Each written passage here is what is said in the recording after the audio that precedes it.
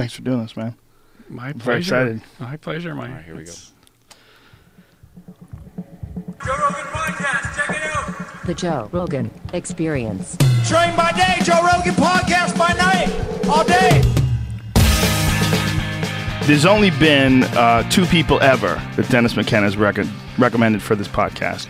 You and Josh Wickerham. So that puts you in very lofty company. Aye.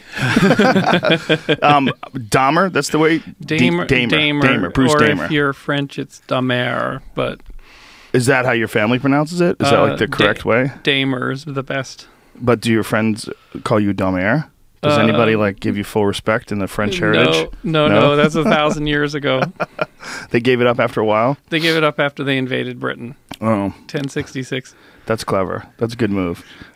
You got a very unusual background, man. I mean, Dennis would not stop raving about you. And then when I started doing research on you, I was like, this is the craziest story of all time. Not the craziest, but it's pretty crazy. You were in Burning Man during Katrina you were partying in Burning Man with people who work in the Pentagon. Yes. When Katrina went down. Yep. Camp Plyagon.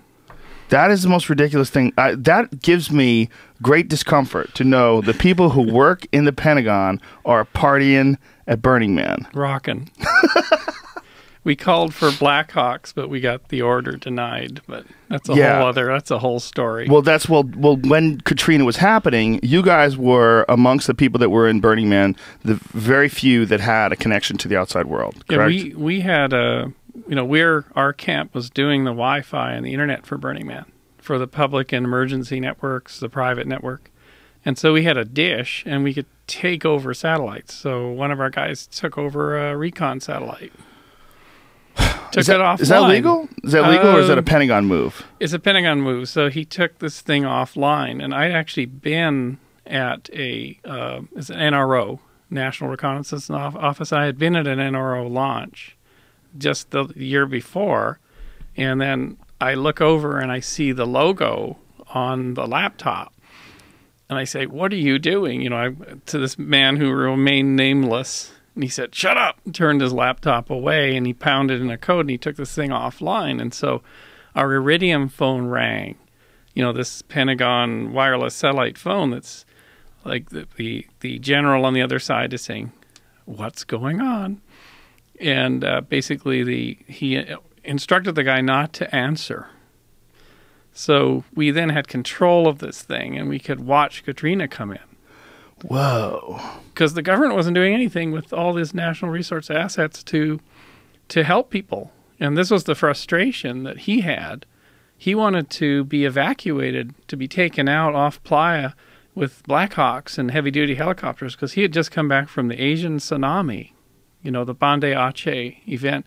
And then he went straight to Afghanistan, and then he went to Baghdad, and then he came to Burning Man. I looked at this man's face, and it was like lined deeply, just unbelievable stress. Can you imagine? This was his job. He works on Title 10 money doing extreme comms, extreme emergency relief efforts. And he's invented all this shit, like cell phones that come down on parachutes that'll run for a month, and people pick up these cell phones and push a button, and there's somebody who speaks Tagalog right there to say, "What do you need? What's your position?" Whoa. Isn't that cool? That's amazing. It's amazing. The cell phones run for a month? They're like in rubberized cases. This guy's invented all this technology. So this rubberized case just has a massive battery in it that comes pre-charged? Yep. Wow. So this guy is, really thinking. So here we have a natural disaster happening in our own country, barreling in. Nobody at Burning Man knows about it because there's no cell phone service. Right. Then, back in 2007. It's barreling in, and 2005 rather. And we watch it coming in. Now, the amazing thing is we saw it. You could watch video from orbit on this screen, on this guy's screen, and you could watch people walking down. Like we saw a levee breach, the first levee breach in like the 9th Ward or something. We saw that on the screen from our camp at Burning Man. So when you say you took over satellites that are broadcasting, what is it? Broadcasting media? Like is it news? It's high-res reconnaissance imagery. Okay, so it's a satellite that is like one of those spying on bad guy satellites. Exactly. Whoa. Yeah. Now That's deep. we couldn't read. I could Are you allowed tell- to talk about this? You know, If someone finds out about that, is this an issue? I don't think so. I mean, I'm not. That seems like something that would be really frowned upon. Well, the phone, the Iridium phone kept ringing. Yeah, it's like your dad's calling. You're having a party. The neighbors are calling your dad, going, "Hey, man, I don't know what your son's doing, but the lights are on. There's a million people on your front lawn," right. and the phone just keeps ringing, and you're like, But these guys knew who they're dealing with. This is this innovative genius type guy that is totally respected in the organization. So the general that initiated the inquiry was covering for him. Oh, I see. So that the general could then contact Space Command and say, I can't get any information. You know? Oh, okay. So I see. He had put the satellite in some kind of fail-safe fallback mode. So they would spend the next several days trying to get back into it. Whoa. Right, And so so he was just like bypassing it and keeping them out. Burn hydrazine and locate, stuff on the playa. Wow. So how in 2005? He didn't tell me all the details, but he said basically, I'm doing this. Right. What kind of satellite internet connection was available in 2005? It was a very slow upload, a little bit quicker download, but still pretty whack, right? By that time, the next year, I think they got the big tower on the playa, which had the dish that went right to Gerlach with an OC3 connection. But what does that mean? What did you just say? It's like a really fast, sort of almost like a radar Gerlach? dish. What is Gerlach? Gerlach. Oh, you haven't been out there, huh? No. I love hippies in small doses. Hippies to me are like pizza. I just can't eat pizza every day for like a month. I was with, but you can hang around Pentagon people. And yes, I could probably hang around your camp. But if I went out there with the really dirty people. With Sherpas. Sherpas, they brought Sherpas? They're white people. White Sherpas. They're servers for the billionaires in their billionaire camps. Oh, that's too much. And they have walls of motorhomes around. I want to hang out with 100,000 in air camp. I don't want to hang out with the billionaire camp. I want to hang out with people who are like in RVs and like everybody's clean, but I don't need Sherpas. Well, here's a secret that I'll tell you on air. Oh, well, it won't be a secret. It won't be a secret. Might want to mime it. So Dennis hasn't been to Burning Man. Dennis McKenna. Good. Me and him, same page. So Two old guys who don't want to party with young kids. So I told him to tell you that Dennis would only go to Burning Man if you went. Oh, did you do it the opposite way? You're just playing us against each other? There you go. Yeah, that doesn't work with me, but thanks. That's sweet. So Gerlach is I would go anywhere with him, though. Honestly. You go anywhere with Dennis. Yeah, I really would go with him, just to talk to him for days. Yeah, he's amazing. The world's most amazing teddy bear. Yeah, he explained the stoned ape theory in a way that I've never heard anybody explain before, with science and the way that psilocybin interacts with the human mind in a way it was like, oh yeah, that had to be a part of it. I'm sure there's many factors that led to the increase in human brain size, but when he describes it, you're like, oh, it's fucking mushrooms. It has to be. Yeah. And, we were at a meeting, an event yesterday where all the psilocybin research was being presented by the Johns Hopkins teams and UCLA and Madison. These people are doing psilocybin-funded research for smoking cessation, end of life, reduction of anxiety and PTSD. And this one young researcher, Matt, that we talked to, he basically said this amazing thing, which was, we're not plugging up neurotransmitter portals to deal with addiction here. We seem to be hitting higher order brain functions, much higher, rather than plugging up your desire for nicotine. When we watch the fMRIs, when we put people under the magnet, which means put them in an fMRI, real-time brain scanning, we watch the parts of the brain talking to each other. Like the default mode network seems to be changed. And is this while they're on mushrooms? See, I would have to think that would... Psilocybin. Psilocybin. Right? Yeah. I would have to think that would radically affect your experience. Because is an MRI and an fMRI similar? Because I've been in an MRI before. It was like bang, bang, bang, bang, bang, bang. If I was on mushrooms and I was in an MRI, I would freak the fuck out. Okay. Yeah, I've never been in it. fMRI is just functional MRI. Right. You've never been in an MRI? Never been in an MRI. Oh, I was in one less than a year ago. I had an issue with my back, and I had a bulging disc in my back, so I had to get it examined by an MRI. And you lie down on a plank, like a little skinny little gurney thing, and they roll you into this tube machine that's a giant magnet. And all I could think of was some story that I had heard about some kid who died because they left a fire extinguisher in the room and then turned on the MRI, and it sucked the fire extinguisher into the magnet and killed one freak incident out of a billion usage. It was like a torpedo coming through the room. Yeah, it killed somebody.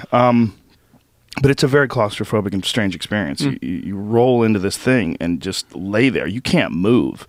And you're hearing bang, bang, bang, bang, bang, bang, bang. And it's going like tick, tick, tick, tick, tick, tick around your head. It's all just echoing around you. I mean, you get earplugs, you put earplugs on, you close your eyes, and you just deal with it. But I would imagine that tripping on that would be incredibly strange. So I would think if fMRI is very similar, it's functional MRI, that's what it means, MRI. right? If it's the same machine, that would, I mean, the old adage is, 5 grams in silent darkness, right? That's what Terrence always described. Terrence McKenna always prescribed. Our buddy. This is like the opposite of 5 grams in silent darkness. Yeah, this is like, well, maybe they've got it just down to a baseball cap now, I don't think they do. I've had 2 MRIs, actually, in the past year and a half, so I'm pretty sure. Maybe by the 2050s, we'll all be like, this is a theory that I have of where all this is going that I can reveal to you later. Oh, excellent. I'm absolutely interested. But what I was thinking was that the whole experience of psilocybin depends very much so on where you're at while you're experiencing it. If you're in a beautiful, peaceful place, like the colors are brighter and you see like all sorts of cool visions and you have this connection to nature where you feel like you're grounded. But if you were in like some horrible place and you were on psilocybin, you would be very sensitive to that horrible place. Like I could imagine like doing psilocybin and going to like a war zone, experiencing war. Or anything else horrible like the Cove. What was it? The movie that depicted the Vietnam vets, what was it? Jacob's Ladder? No, the ones where they got high in Vietnam on acid. One movie. One movie. Not Apocalypse Now. Yeah, Apocalypse Now. Were they on acid? Oh, that's right. Yeah. Martin Sheen was on acid when he when he did karate in his hotel room and punched the mirror. Yeah. There's a video of British soldiers on acid in the 50s. Remember that? And they're all laughing and they can't be made to fear the enemy or put fear into the enemy or be a part of any organization. Which is what the British Army was about to become anyway. Yeah, that's a beautiful video. I love that video. Yeah, that was Peace and Love before the Beatles even got rolling in '59, right? Yeah, well, it shows you also what a incredible, like, transformative drug that is, and it really, for the most part, all psychedelics have that capacity. It's incredibly transformative capacity because you're dealing with people whose job is to kill folks. That's what their job is. And what are they doing? They're giggling and they're falling down, and they're not thinking about war. They're like they think everything's preposterous, and it's just amazing when you look at the transformation in our culture from the 1950s to 1970 when everything was clamped down on. Yeah, I mean, what a radical couple decades of change. I mean, people don't realize. I mean, I try to explain to people that I'm a technology historian. I have the DigiBarn Computer Museum. I've got like 30 tons of vintage computer hardware in the barn, and I've interviewed 1,000 people on how did this all happen? How did the ARPANET get made? How did Apple found and all that sort of stuff? And the years between 1945 and 1970, oh my God, the change that happened. Unbelievable. And really, if you drive into a neighborhood, like even around here, San Fernando Valley, houses built in like 1962, the only difference in technology is that there's Ethernet, like there's an internet, there's a network, and there's computers. Otherwise, a house of 1970 had microwave ovens, it had cable TV in the beginning, and all that sort of stuff. Not a lot of difference. Right. It's just the digital tech. That's the only really big thing that's come in, and that model has now spread to the whole planet. So China did it in shorter time, and I lived in Czechoslovakia, and they did the whole transition in like 8 years. It's incredible. South Africa did the transition in like 15. Just boom, to our model. Wow. Shopping center, off-ramp, wired into the matrix. Consumer culture, boom, the whole world just went bang, bang, bang, bang, bang, adopting that. It's a very strange time, isn't it? Yeah, and everyone's rushing to that model. I mean, there's no stopping it. Well, everything's tied into it now too, which is really spooky. I'm absolutely fascinated by ancient cultures, by the idea that there were great civilizations that fell apart, and like what caused it. Was it natural disaster? Was it this? Was it that? And when you look, you had Graham Hancock on last month. Yeah, I've had Graham on a few times. He's awesome. And I've also had Randall Carlson on, who's also really enlightening when it comes to that subject, because he's a true expert in cataclysmic disasters, particularly the comet. The putative comet impact that created all that flooding. Yeah, well, amazing. One of his. I mean, he's an expert on pretty much every significant traceable impact. And it's really crazy. Yeah, he can like drive his SUV and read land, right? He can sort of read what the land's teaching him of what happened. Well, he'll show you some things on satellite images that if you looked at it, you would go, "Oh, that's just some hills." And but the way he describes it, he'll draw it out for you. No, here's where the crater is, and this is where the crater is in the middle of this ocean, and this part of the ocean. And if you follow that crater out, you realize these are where the waves hit and tore the landscape apart. Like you're looking at a gigantic version of what you see when you see the ocean leave marks on the sand when high tide comes in. But you're seeing this unbelievably extreme version of it that probably happened instantaneously. You remember Jerry Purnell and Larry Niven's sci-fi classic Lucifer's Hammer? No, I don't. It was fantastic. It was about a comet impact on the Pacific.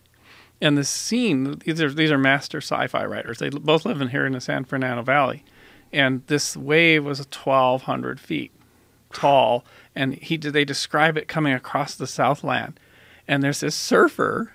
Now, the surfer out on Santa Monica, right, decides to take this wave. Now, what's happening before the wave arrives is the ocean is roaring, at 100 miles an hour out toward the sea. So this guy's been carried out, 40 miles out to sea because this wave is sucking down the coastline. But he knows what is going on because he saw the fireball. He says, I'm going to die anyway. I'm going to try to take this wave. And this is a great, sci-fi novel, and he does it. And what happens is the wave comes, across. He looks down, and he's on the face of this wave as it's coming across Los Angeles, and he's looking down at the city, like 800 feet below, as this wave is, because he was on the face of it, and he's managing his board. Oh my and then God. then he looks up, and the language is great. It's like, and the first interstate building hit him like a fly swatter, Oh my God. That's a crazy way to die. And the wave crashed. It went inland to Palm Springs, kind of Indio. That's where, and it created sort of What's temporary the name of this ocean. book? Lucifer's Hammer. Worth getting? Worth getting. And here's a really... Who wrote it again? Larry Niven and Jerry Purnell. They're the two great hardcore sci-fi writers. And Larry told me about 15 years ago, he said, let me tell you something. I was in my office when there was this earthquake. Like, you've been in the Southland long enough, right? There's this earthquakes every X amount of time, and they do a certain amount of damage. Like Northridge was big, but before Northridge, Larry's sitting in his office at like 8 in the morning, and an earthquake hits. I think it's the Whittier quake or something. And the last thing he remembers is a bookshelf coming right at him, right? And he comes to, and he is blacked out. I mean, he's blacked out for a couple hours, right? And as his vision comes to, he sees a spine of books. And one of them says Lucifer's Hammer, the hardcover edition. And he realizes, I was almost killed by my life's work. And Lucifer's Hammer knocked him out. Wow. So he bolted the shelf to the wall for the next one. That's a good move. Bolting shelves is always a good move here. We started this off talking about being fascinated with ancient civilizations and the fact that we don't really we know quite a bit about ancient Egypt in sort of if you look at it, the fact that it's 2,500 plus BC, you know, we know quite a bit. That's a long time ago, and we have some pretty incredible structures that still remain from them, which is pretty amazing. But no writing. I mean, just hieroglyphs. We don't have books. We don't have books, the Library of Alexandria was burned to the ground, and who knows what was in that. You know, there's so much lost when it comes to ancient civilizations. And one of the things that I worry about is that we're moving everything digital, and everything even more than just digital. People are storing things like in the cloud like crazy, and that. So if we get a Lucifer's hammer, it's all gone, right? Well, that's the thing. If we left behind some flash drives and some hard drives and some old computers and stuff, and then everybody else died except for like a few thousand people that lived like nomads, how long would that stuff even make it? How long would it take? It would all be absorbed by the earth, right? You remember Wall-E trying to get all the trash compacted and everything, and he's choosing things that he would, you know, the Wall-E, the robot from the movie, the Pixar movie. Oh, okay. And he's like, oh, keep that, you know, because he's making a library of parts so he can keep himself going. He's kept himself going for 50,000 years this way, and the shit he's throwing away, like, he does keep an iPod because it plays his favorite movie, you know, and he's able to rig it up. He's a robot, right? He's a little Macintosh robot. Right. But it's interesting to see Pixar's depiction of what is going to trash and when the Earth is so toxic and is covered with trash, and the people have evacuated and are living aboard a ship because the Earth's toxified. Well, we're sort of banking on the fact that nothing happens. When we have like the Georgia Guidestones, which are dubious. It's very weird. It's like keep population to 500,000. What's 500 million worldwide or something like that? You know, it's like very, you know, interesting rules to live by, but it doesn't tell you anything about like, how to set up solar power. You know, what is the internet? How does it connect China to the UK? You know, there's none of that. Well, so, you know, here's an interesting thing for you. Britain, southern Britain, when Rome fell, right, and the Romans left, no one was there to maintain lead pipes. So the Romans had invented fantastic bath systems with lead pipes that could run cold water, hot water. They had valves and everything. And so all this stuff went to potty, and the roads went bluey. And the Roman roads were straight, and they had these mounds on either side that you could have watchers and stuff like that. And it was super high tech, right? And then Rome went away, and all this stuff just fell into ruin. And the British forgot how to make bricks. So there were no brick buildings. You know, they had to go back to knocking out stone to build the first Christian churches in England were made out of, because they did not have brick technology. It was gone. What was a classic example of like what's going on right now is we have so many things that we need. Like I had a joke that I was doing about how what I thought happened with Egypt was that the dumb people just outfucked the smart people and left behind a bunch of shit that they didn't understand. And that if I left you alone in the woods right now with a hatchet, how long before you could send me an email? Right. Like we have so much that we rely on a daily basis. I mean, you might understand it, but I don't understand it. Most people that use it don't understand it. One of the most terrifying TV shows I've ever seen about this is James Burke's Connections, which came around 1980. And in the first episode, what you see is this British guy, you know, he's master presenter, right?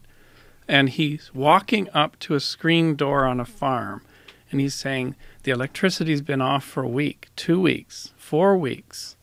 The people are starving. People are trying to leave the city. You escaped the city. You managed to get to this farm. The farm is abandoned, right? You know it's one of the places you could survive. You are coming up to the door. The people are not there. What do? You go, you see there's a milking machine. You can't use it. There's no electricity. You see everything that you can't use to farm, even though you maybe you understand farming, but modern farming. Then you go up into the attic of the barn and you find a discarded plow from like the 1910s. That is your tool. You have to know how to use that and how to put that onto animals, onto pulling draft animals to break the soil. You're now in the 11th century. If you can't master that plow, if you can't find that plow and know everything there is to do about that technology, you're out of luck. Everything else is just trash at that point.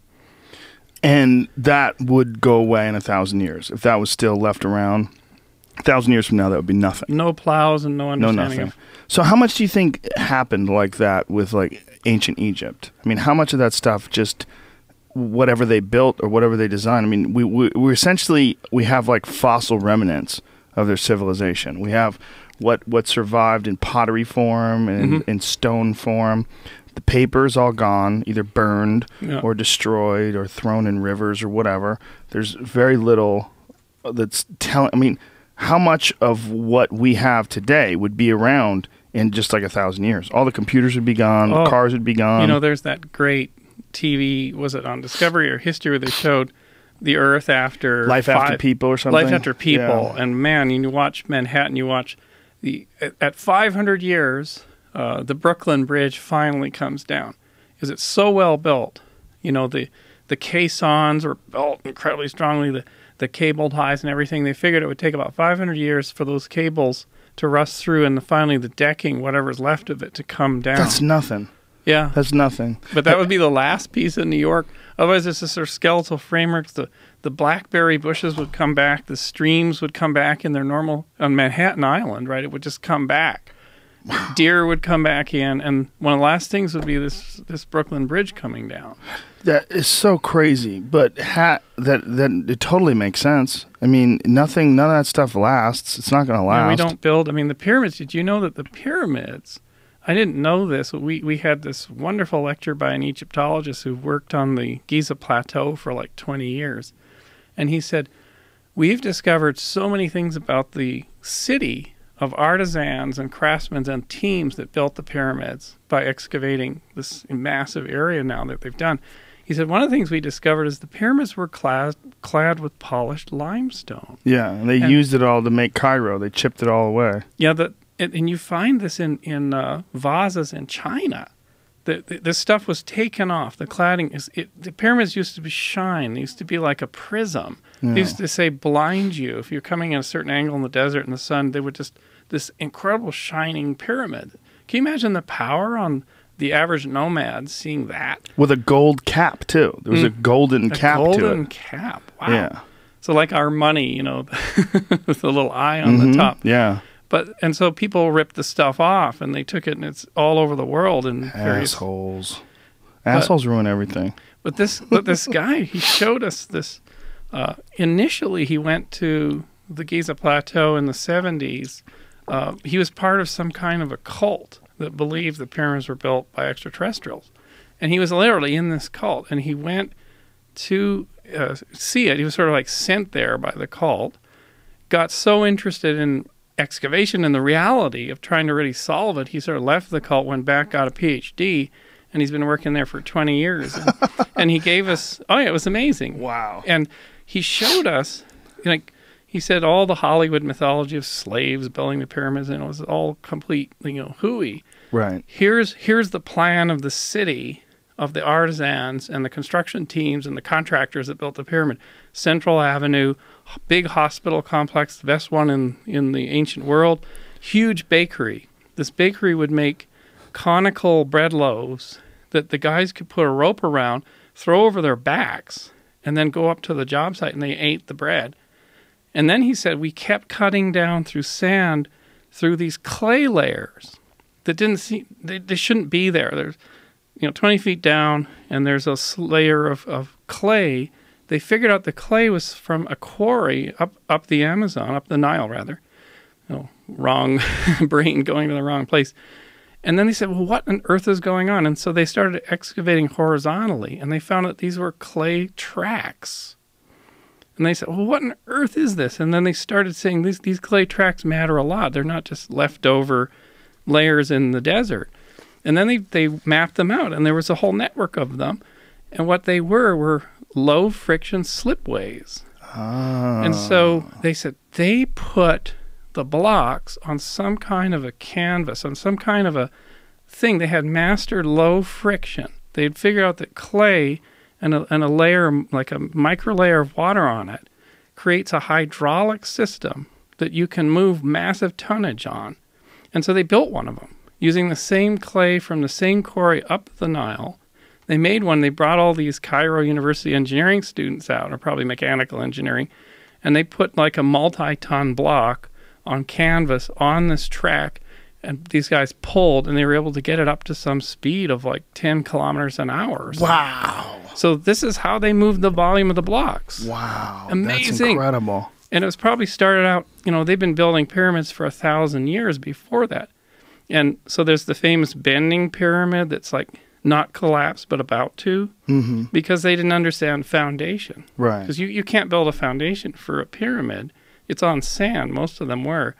And by the time of Giza, they'd mastered it. You fill the area with water. Like you basically pack sand down, huge area, acres and acres, fill it with water, and then teams would go on, they would pack the sand up to the level of the water. Water's flat. Right. And then when they started laying down their sort of first caissons, that would evenly compress the sand. The key thing is massive compressile strength evenly over the area so that the thing will not bend and fall down. Wow. And they had to do it so accurately that over 2,500,000 blocks, there could be like such little deviation in order to line up at the top. And that's then so incredible. They learned that these guys had mastered a whole field which we lost, which we didn't even know existed, sand hydraulics. So these guys were literally using hydraulic. Sand is a flowing thing. It's like water, right? You have an hourglass. It looks like water flowing down, but it's sand. And so to set keystones, they would have a column of sand, get the keystone to the top, and they would pull plugs out, and the sand would come down, and the keystone would come down absolutely perfectly in the right place. Sand hydraulics. Wow. Sand foundations, clay for slipways. Smart dudes. Isn't it amazing when you said 1,000 years, like they had been making pyramids for 1,000 years. We can barely comprehend what 1,000 years is. 1,000 years to us is like, if you want to go back to 1014. Can we even? That's like Genghis Khan times. Yeah, we can't comprehend. And of course, cathedrals took 1,000 years to master. Right. So think about the fact that they were doing that, making these things for 1,000 years, and even though, as far as we know, they didn't have electronics, they didn't have computers, they didn't have any of these things, they still had the human mind. Yeah. They had the human mind without electricity, without engines. They had contemplative time. Right. And they had a culture that supported it.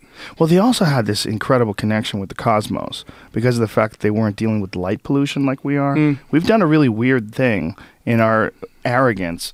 I mean, it's not arrogant that we did it out of innovation, out of this just burning desire to continually create new and better things. But our cities, which is the giant population centers, we've essentially cut off our view of the cosmos. Yeah, like almost entirely. It's incredible. They didn't, and they were entirely invested in not just the cosmos, but their positions in the cosmos, the astrological charts, and where things lined up, and where the shafts in the Great Pyramid that would lead to various constellations, and then the ley lines of Europe, and then so Stonehenge. incredible. Dennis and I in August were running around Machu Picchu, and he said, "We've got to find the observatory. We've got to find the observatory." And he knows this place pretty well. I had a wonderful tour of it from him, and we found it. And it has this rock that has all these angled pieces in it, and it's a star mapper, a big rock, multi-ton rock, but it's carved. So if you look this way, you're gonna position on this star and position on that star. And it had a sort of a portal up the top, and this is what's remaining of Machu Picchu's observatory. Right. So it's like all these people had this knowledge. Yeah, as long as people stay alive and they keep innovating, they do it differently than we're currently experiencing it right now, but they figure out a way to do it in some really intense, very sophisticated way. And if you compare, what is that, Jamie? That's the observatory, I think. Is that it? That probably, that looks like. Wow. And the star mapper thousands of rock, years ago, right? This is like at least 1,000 years ago, right? Machu Picchu? 1,500, 1,400. Okay, so less. Less, yeah. Wow. In fact, the Inca complexes, so Dennis and I and our group are running around a lot of Incan complexes, including Pisac and the other places. And those dudes knew how to cut rock so perfectly. I mean, do they know how they did that? It's not known. They could have used ropes. Haven't you ever watched Ancient Aliens? I've never seen that. It was aliens. I've never seen that. It was alien. Everything's aliens. I'm never seen that show? I'm a born skeptic. I'm a Canadian, so how Canadians are more skeptical? Oh, much more. Less religious. Is that what it is? We have basically armchair views of America. So I grew up, watching, all Canadians sort of watch America with exhilaration and horror and admiration. From your porch. From our porch. Well, they say there's a joke about North America, which is it's a 3-story apartment block. In the middle apartment is this out-of-control freaking party and beer bottles and crap being thrown. That's America. In the bottom is Mexico, and all the beer bottles and the crap are falling on that apartment.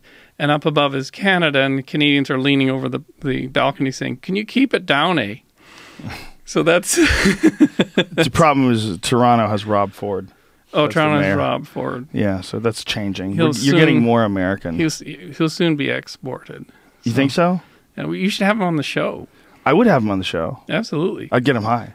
Get him high absolutely. on crack cocaine. I would smoke crack with him just to get him to do it. Right here on the show. Like you That's did one with, drug with that Graham. can really get you in trouble. You helped Graham break his fast. Well, he wanted to. Look, he kept talking about it. And I'm like, you want to try it? He kept looking over Yeah. your way. Yeah. I'm like, come on. He was great, though. He took a little baby hit, another little baby hit, and then he was off to the races. You could see it, like the cannabinoid receptors firing and all the words flowing out of him. Stars in his eyes. And yeah, he became like Terrence, well-oiled. Yes. Yeah. Well, it's back to the subject. It is amazing when you think of the fact that these people did have these incredibly sophisticated societies. We just don't recognize them as incredibly sophisticated because they didn't have electricity, because they didn't have the combustion engine. Like those are our benchmarks. If you don't have that, you guys are dopes. But meanwhile, the reality is they had some stuff that we still are perplexed by, some structures that have taken decades upon decades of some of the greatest archaeologists, geologists, and engineers to try to even get a theory as to how they put these things together. And that's all we've got, right? I mean, we've got some pretty good information on a lot of things, like you were talking about the sand hydraulics, but as far as like the ability to go out and build one right now, good fucking luck. Well, like at one of these ruins, so as soon as the Spanish arrived in the Incan lands, right, what they did was have the Inca knock down their own temples. Oh, God. Right? And then those stones were carried down fucking white people to build Catholic cathedrals. The next earthquake happened, the Catholic cathedrals were flattened. And the Incan complex were fine, because there's 12 to 14 degree angles on all the windows. It's built to survive earthquakes for 1,000 years. It's incredible. And the water channels that there's been no maintenance for 500 years, they're still pumping out billions of gallons of water for all these farms. Amazing. Amazing. And I stood there in awe of a 30-ton block. You could see this was above Cusco, and this block was carved like doop, doop, doop, doop, doop, doop. And what does that mean? Doop, doop, doop, doop, doop, doop. Angles, weird angles, but flat faces. And then there was a block next to it that was perfectly matched. I mean, no gaps. And then the one down below. I said, the stonemason stood and studied a pile of rocks. And in his head, because he was such a deep, profound, present engineer, expert, he saw the pattern of these rocks and how they could fit together with the least amount of cutting and with perfection. These guys had this in their heads that they could, like, boom, I know, cut that, take that one, that's going to go in the center. And then they had to lift them, and they had to cut them first and then lift them into place. They had to be perfect. So this guy had three-dimensional mental acuity that blows our minds. I mean, any kind of World of Warcraft player couldn't navigate that space. The three-dimensional acuity of these people. Yeah, it really is incredible when you think of what has all been accomplished long before people invented the internet, long before people were, going to the library to get their books on all this stuff. Or maybe they were, Library of Alexandria, of course, right? Yeah.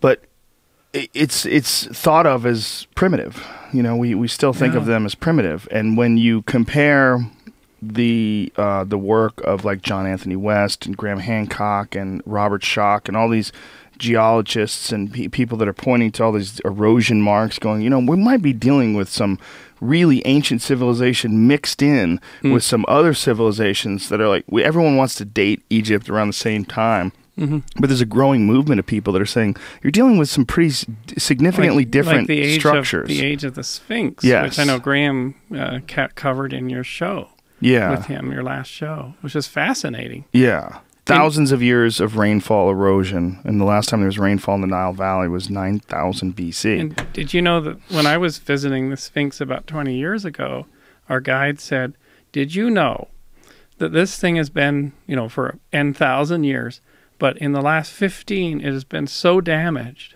by Cairo City Sanitation Department raising the water table. So he said every toilet that flushes in the city of Cairo is taking a chunk out of the interior of the Sphinx. Wow. So we are pumping in paraffin wax to keep it from coming apart. So, I mean, look at the destructive power of our civilization, just haphazard. And the archaeologists that gave us this tour of the Giza Plateau excavation, he said, look, here's modern Cairo coming up over top of our excavation site. We can't excavate under that. Notice the warren of chaotic streets and bad planning and bad everything. And on top of this beautifully thought out, fully functional city of artisans and construction people, how have we evolved? Tell us. Yeah, isn't that fascinating that this really wacky city is over one of the greatest ancient cities ever? Mm-hmm. Like Cairo's this crazy, Mexico chaotic City place. is another example. Yeah. So how are we evolving exactly? Well, we're doing something because Mexico City during the Aztecs, if they knew what we know now, or the Incas, they would have known that Cortez was an asshole, and they would have shot him, and they would have never thought he was a warrior that was part god on a horse. They would have not had any misconceptions about him because they would have known what a horse is. Right. They would have had the internet. They would have known what horse shit is. Well, horse shit, but yeah, literally and figuratively, right? So here I want to propose you a theory. Okay. That's kind of captivated me, and it's partly woo and it's partly science, but it'll really... That's my favorite stuff. It's your favorite stuff. I like half a woo. So half a woo. So yeah, you got a T-shirt that has a woo on the front, woo on the back. So if you turn around, you're woo-woo. But so the Eleusinian Mysteries, you know about the Eleusinian Mysteries? Yes. So they ran for 1,700, 1,800 years. They started out before the Greek civilization. Well, explain people what it means. What it was a kind of like a Burning Man, or more serious than a Burning Man. It was an initiation ceremony that happened at Eleusis in Greece. And it was run by women, sort of high-class women. They were kind of a monopoly. And when they finally got this thing cranked up, because we don't know much about the earlier history, but you can go to the Temple of Eleusis today. It was destroyed in the 4th century by characters that I want to bring up later. This is why we might be still in the culture of the people who destroyed Eleusis. So they built this thing, so the fully powered up Eleusis theme park transformational experience was a 1,000-person buried temple, could house 1,000 initiates buried under the ground so that the people couldn't see out. So they were totally in an internal process. The initiates came from all over the Mediterranean. They included Roman emperors, philosophers, etc. And you had to go to Eleusis once in your life because the thought was you then became a human being. So they came off their boats, they landed, they wore the same garb, they had a fasting diet. Sound familiar? They had a fasting diet. Sounds like Ramadan. It sounds like what I would say today. It sounds like people who are doing initiatory practice, ayahuasca, for example. People are going to Mecca too. Same thing, wearing the same clothes. Exactly. Bring them down. And so the initiates would walk through villages, and the villagers would come out, and their job was to catcall, to swear and bring the people down. Say, oh, you've got a big nose. So if it's a noble person who's a lot of wealth, they're getting screamed at by villagers, and they get knocked back to knock them their ego out, and to dissolve them. Basically, a boundary dissolution exercise. They were walking next to fields which had wheat, which had tiny mushroom-like purple. It's perpea. My brain is shot today, but it was basically a rust that would grow on the wheat that was used to make the kaikion drink, that would be given to the initiates after 9 days or 8 or 9 days. So this is like some ergot-based thing? Ergot base is an ergotamine, sort of an ergot base. How do we know this? Because I thought that was like a giant mystery as to what they were taking. Like some folks thought that it was psilocybin.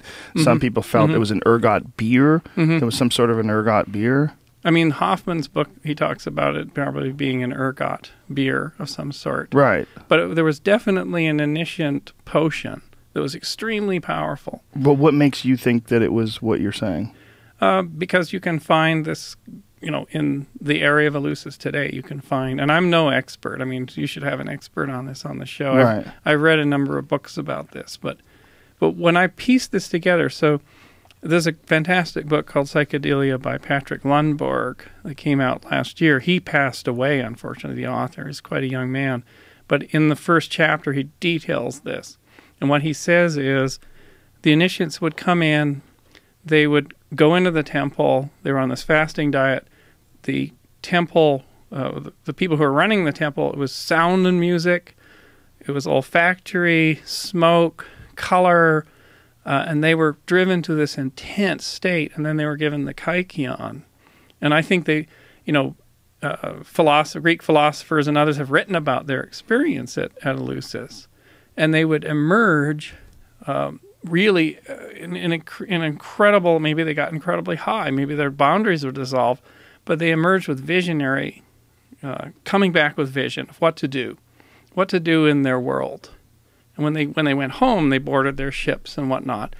And they went home, and what did we see happening in that period? Greek theater, mathematics, the academy, road construction, hydraulics, the idea of a city, organizational structure, the republic, the idea of polity, the idea of representation. And the Eleusinian Mystery School was just one of many that were going on, but Eleusis was a big deal, right? Eleusis was destroyed partly in some periods, and then a Roman emperor would reboot it. And finally, and I think it was the end of the 4th century, coming in from the north were sort of the savage Germanic tribes that were basically taking out the whole Western Roman Empire. And guess who was coming in from the east? Black-robed Christians who were described as, cranky fellows with a real sort of obsessive, perfectionist, reductionist kind of negative. They were described as really nasty characters. They formed this compact, and together they destroyed the temple at Eleusis. So my woo-woo theory is, are we living in an inferior culture that has no initiation, replacing initiation, powerful initiation, with what? All these other structures of abuse and usury, church structures, corporate structures, commercial structures. Are we juvenile? Were we made juvenile by the fact that we didn't have a powerful initiatory experience that dissolved our boundaries, that opened us to vision, that made us human beings? I certainly think that's very arguable. It makes a lot of sense. I mean, if you compare our resources to their resources, what we've accomplished and what we've managed to fuck up in comparison to what they managed to create, with no combustion engine, with no hydraulics, Of course, they had slave cultures, and there were a lot of. But here's the other thing, and you should ask Graham when he's next on that. I'd love to hear his response to this. What did you have before the rise of civilization, especially in the Mediterranean? You had the Upper Paleolithic, you had village cultures, tribal cultures, you had quite a bit of conflict, but quite a bit of advancement, but that was, thousands and thousands of years. And then suddenly, and for sure, they had some kind of initiatory experience for their youth, especially for young men, because as we know, in excuse me, in cultures of indigenous cultures that still have an initiatory practice. I think that's a very important part of life, having some very clear graduation process. Exactly. And we have it throughout schools, we have it in grade school, we have it in martial arts. Martial arts very is important. one. Yeah, jiu-jitsu and martial arts is where we're bringing it back, right? Mm-hmm. Strong initiation. Yes. Because, you probably see this, because the people that haven't had that, they cruise. Lost. They're lost. And they, the ones that have been very, pampered and helicopter parenting, we all talk about this, and they're now talking about the hoop jumping, trained circus pig kids that upper middle class parents say, jump through this hoop, jump through this hoop. They're 3 or 4 years old and they're jumping through these hoops because why? Because they're being prepped to get into top level universities. Right.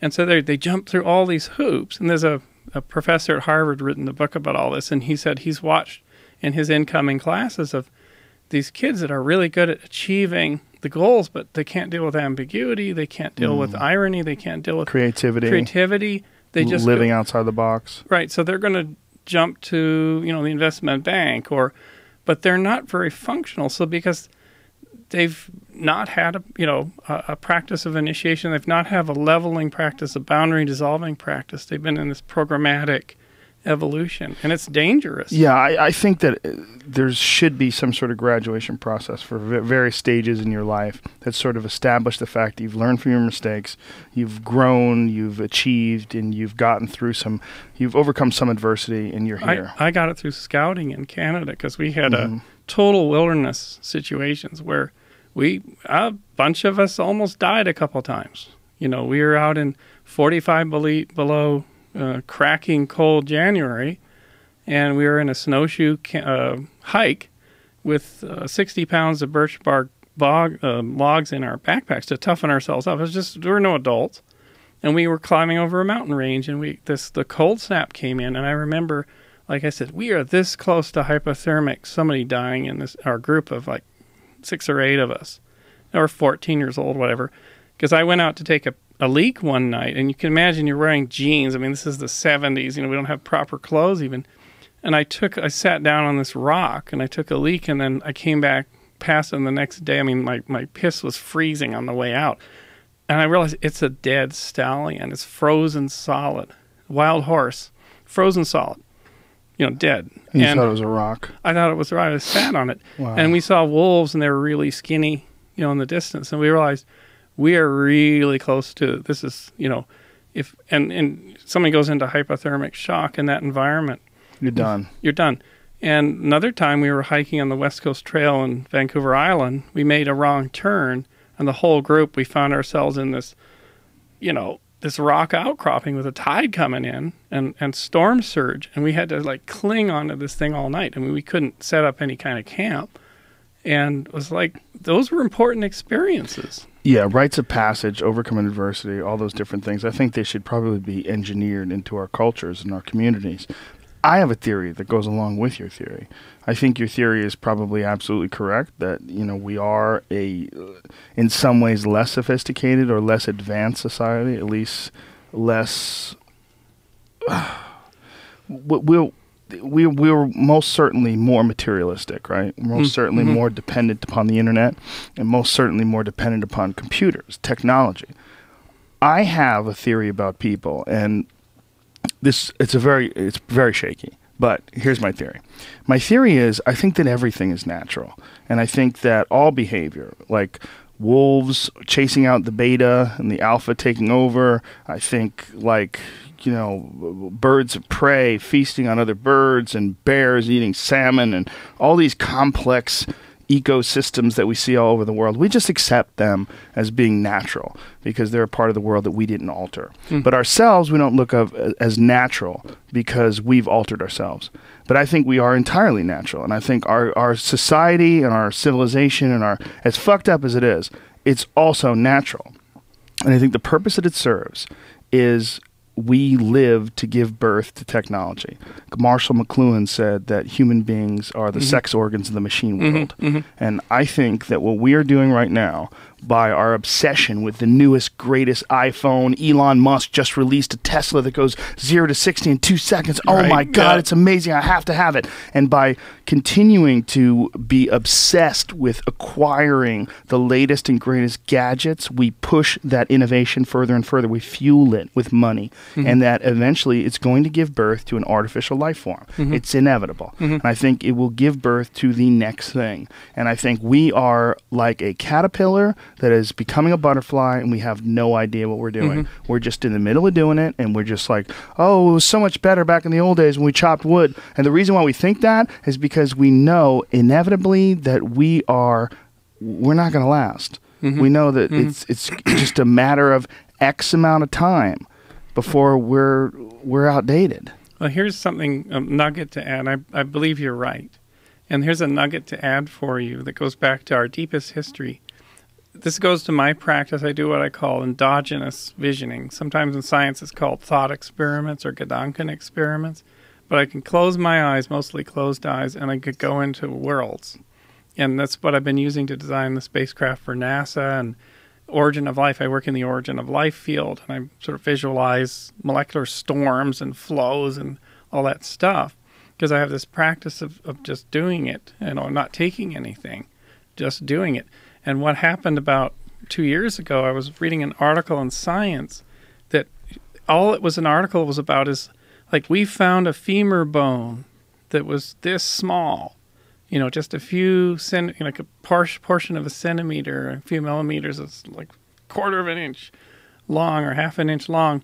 And that it's a femur bone from our the ancestors of all monkeys, primates, lemurs, all of them, all of us dudes. It's our common ancestor. It's 55 million years old. And then they had an artist's conception of this thing that would have been about 2 inches long. And they said, well, our ancestor lived in the forest canopy and ate insects. We were insectivores. So I closed my eyes and I said, okay, I want to go back there. I want to do an endogenous thought experiment in science and see what comes in from the ether. What was our life like then? Because that's a big clue of who we are and where we're going. And I had this go into a kind of a dream state, sort of meditation and breath work and whatnot. I go into the dream state and I see this branch at dawn, and there's a ball of us all clumped together. Because insectivores, they protect each other by going close, warmth and all that stuff. And I watched as this young protoprimate pulled herself away from the ball. This story always comes to me to do this kind of shit. And she's creeping out on the limb at dawn. Why? Because she sees a glistening globule of something. And why is this important? Because that's sugar. That's tree sap that comes out at night.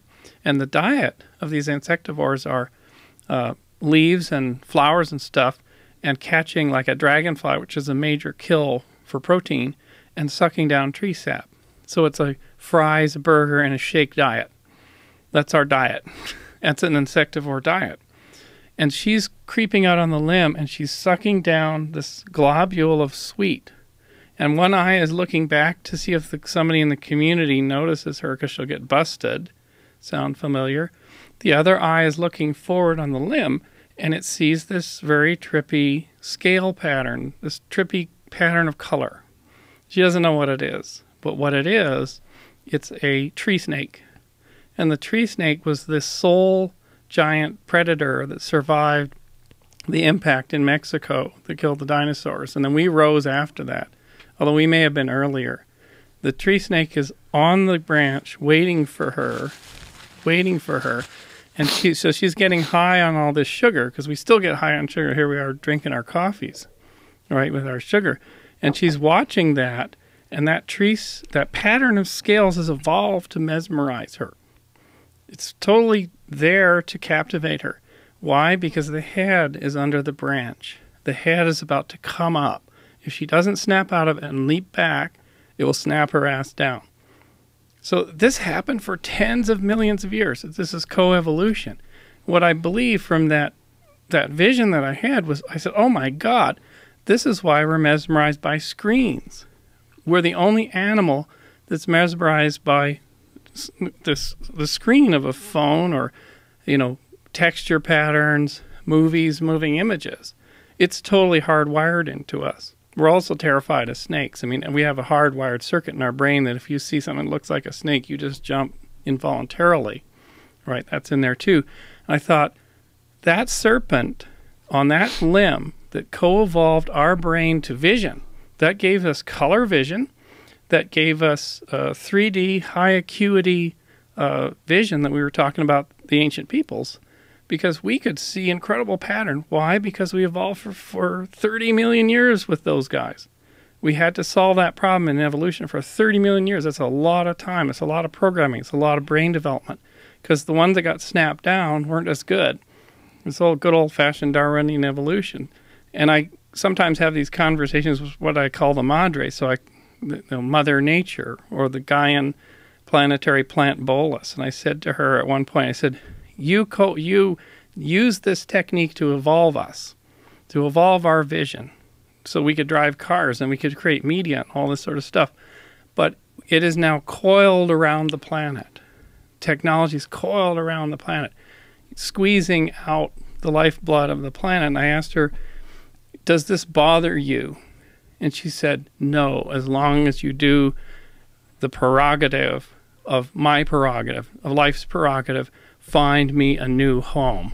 I must make a copy. That's what life does. This planet is a womb and it's a tomb. Okay, this is all just a crazy vision you had, This correct? crazy vision Okay. stuff. It's a womb and a tomb. It's a womb Find and me a a tomb. new home. You're talking about space travel. Interplanetary space travel. Yeah, and what we've done as a species, so I do a lot of this work for NASA of designing strange spacecraft and What exactly is architectures. your educational background when it comes to that stuff? That stuff, it was started out as good old USC Trojan, graduating in electrical engineering in the 80s. But of course, there was hardly any software out at that time. And I was trying to do artificial life in 1987. Can you imagine this? On computers at USC, connected to the ARPANET, and it was too soon. So I restarted it 22 years later, and I made a project called the EvoGrid. But it was too freaking soon. So you're kind of like the virtual reality people were also too soon. They were, and in 1993, 94, we all read Snow Crash, and we read Neuromancer and all those sorts of things, and we watched, Minority Report and all that sort of stuff. But I actually started organizations to kickstart virtual worlds on the internet. In 94, 95, when we had the first conference, I wrote a book called Avatars and helped to network together and get all these people in the same room that were building avatar cyberspace. And three-dimensional, you move through and you see objects, fish and people and whatever, and they talk to you and et cetera, et cetera. And that's how I got connected with Terrence McKenna, because Terrence was fascinated by that. And I was the go-to guy, so he came.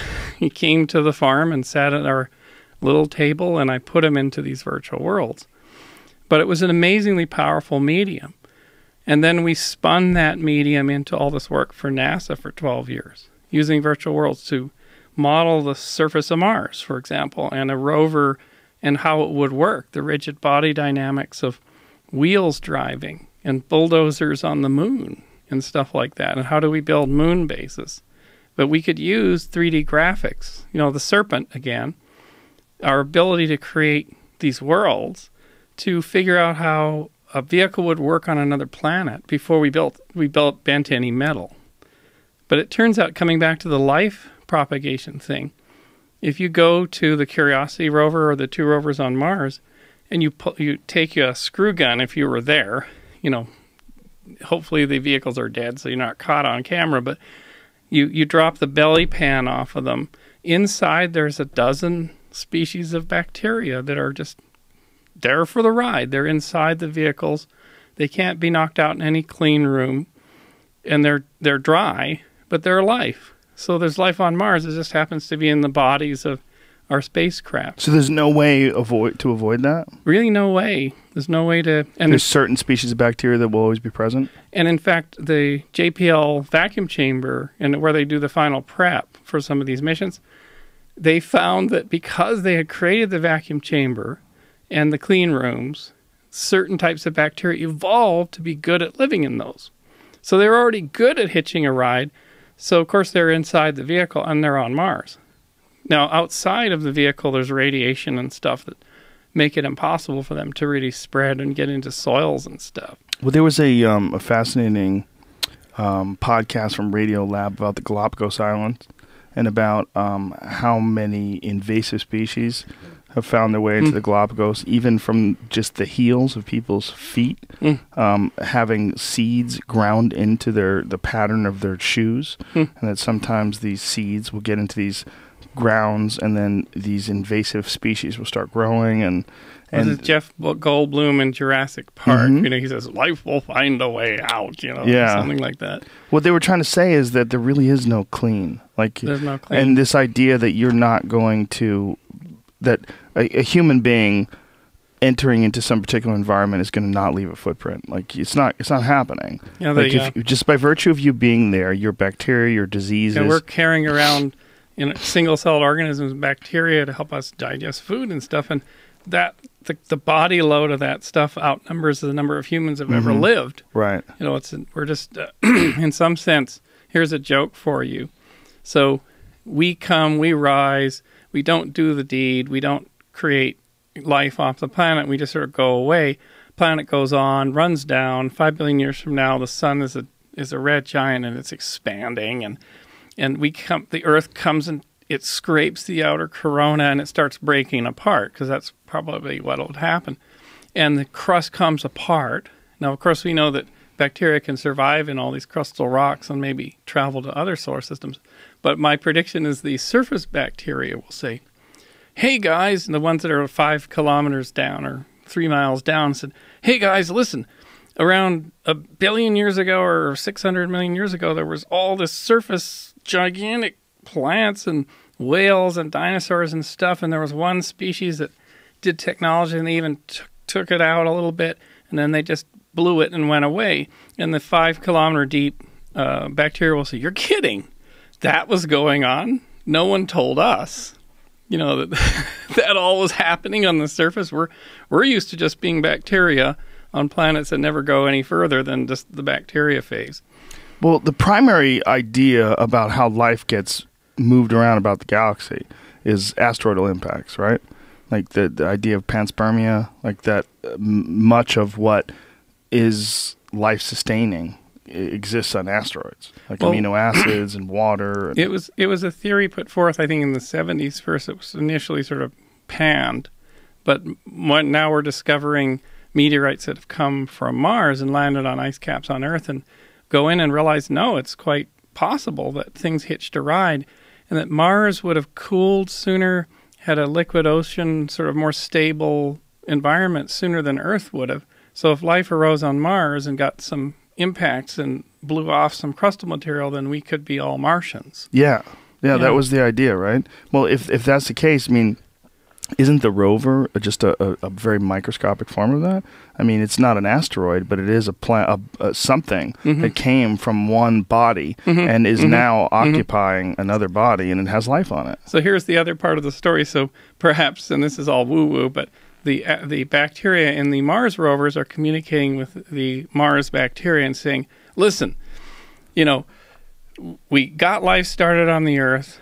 We went up to a certain point where we had trilobites and we had deep swimming things, and they weren't really evolving, so we ordered an airstrike, knocked them back, and then we got things on land that crawled, but they just basically all they did was eat and shit, you know, and they got big and whatever, but they weren't going anywhere. So we ordered another airstrike, kill off the dinosaurs, and now we've got this new thing, these primate things, but we don't know if they're really going to go anywhere. So we just might order one more airstrike and start with arachnids. Let's do spiders the next time. We gotta find one that's going to do the job of getting life spread. You know. So you think that that's what our primary objective is, to get off this planet and to spread life throughout the galaxy? I think that life is so powerful. I mean, life it pushes into new environments. You know, it went from early thermal springs on volcanic islands, and it figured out, this is the work I'm doing with my colleagues at UC Santa Cruz and NASA and elsewhere, is to try to figure out a model of how life started in those volcanic springs in those early, we've come up with a model. We've just actually submitted our paper this week on that model. But life pushes its way in. Life had to learn in that model to survive in the oceans, and then it could spread in these little bubbles that are like early life, really fragile and don't have much of a genome, but they can persist long enough they can get to the next island. You know, life will find a way, like Jeff Goldblum said. But look at where life has gone. I mean, it's incredible. As you say, if we are the spreading wings of the living system, we're a magnificent creation of that. I mean, we have the potential to spread life everywhere.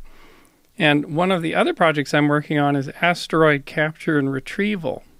Now, if you want to hear about that. Yeah, sure. That's a mechanism to actually spread life in a large scale, you know, even though it's indirect. So, you know, nobody's going to fund a project to spread life into the solar system. We're not so visionary. we're pretty pedestrian and we do things for business reasons or whatever.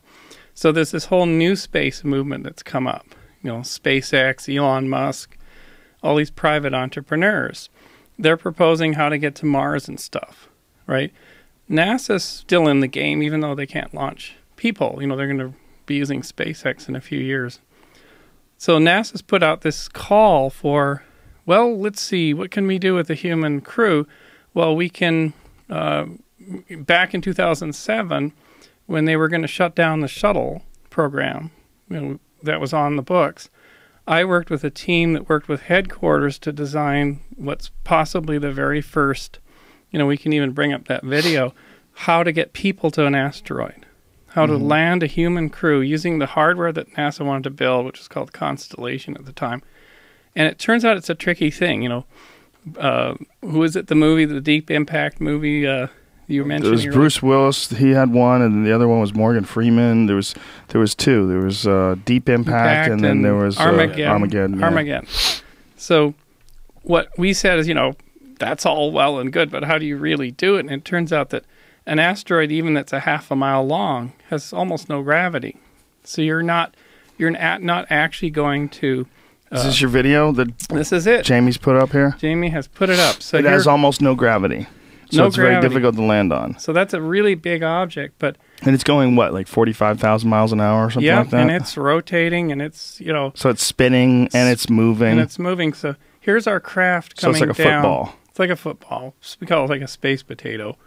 So here we're coming down, and we're using our radar to try to find a spot that might not be so crumbly, because these are often rubble piles. And this is going to be people who are going to land on these things? This is a human mission. So see the ring of airbags that allows a soft contact. The vehicle's under thrust, and it's, watch this. Here comes penetrometers coming out. What is a penetrometer? It's like a boom, penetrates on the edge of a rope. And the penetrometers are to try to grapple the surface so you got tension. If you got tension on 3 or 4 of your lines, like a rock climber, you've got stability. So it actually digs into the surface to hold it in place. Digs into the surface like an anchor. And here are the guys coming out. Notice they're floating. They're coming out on handrails. They got a nice Earth flag there. They're saluting. This is our design from 2007, which was done for a NASA headquarters study for the administrator, actually. And anyway, so that was done. I unembargoed it. So it was so controversial at the time because the whole Bush agenda was to go back to the moon. And this was like another target. And I thought, we need to go somewhere else. If human beings are going to ever go to Mars, why don't we go to an asteroid? This was running around the community. There's sort of an asteroid underground. And, our center director was one of those dudes. And I was sitting in his office, and he's a 2-star general. He said, well, you can go public with it because you can't get fired. You're not a civil servant. So I did. So I lined up space.com and CNET, and Popular Science was on the cover of Popular Science, and we put that out. We said, here's our study. Here's how we grapple. We dock with an asteroid, and we get a human crew, et cetera, et cetera. And that kind of goes into a black hole because, NASA sort of got that kind of institutional thing where they do a lot of studies, but we had done it in public, and it actually pushed the space industry. As I forgot about it. It was 2007. I said, it's out there. If you Google humans on an asteroid, it'll come up. But it turns out people were watching that and looking at that. We just put it out there. And a guy at, I think it was JPL, saw that back in the day. And then he designed the next mission. He's sort of an outsider. He was a student at the time. And he said, wow, this is really cool. We should be doing it as an agency. And he came up with, couldn't we bring an asteroid closer to the Earth so the crew doesn't have to go so far? Wait, what? Like pull it closer to Earth? Pull it closer to Earth. That sounds like a disaster waiting to happen. Small one. Small disaster or small asteroid? Small asteroid. But you can land on it.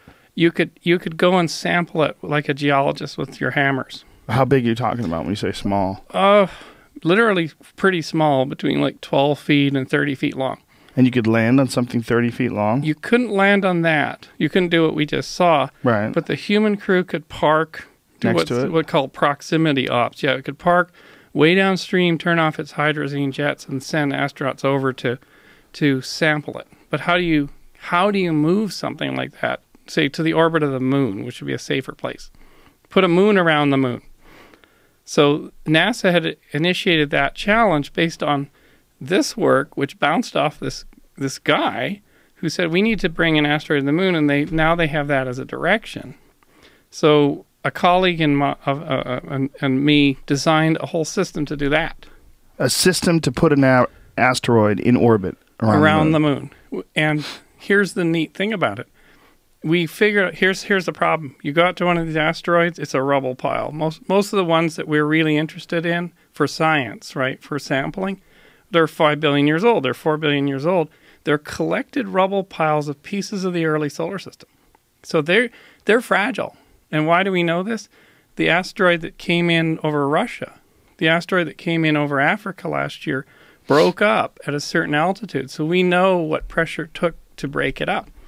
So we know how much you got to push it to break the thing up, because the atmosphere did that, and then it comes in pieces and rains down. But isn't the concern that you can't predict what happens when you break them up, and then you might deal with a bunch of giant rocks hurtling towards Earth?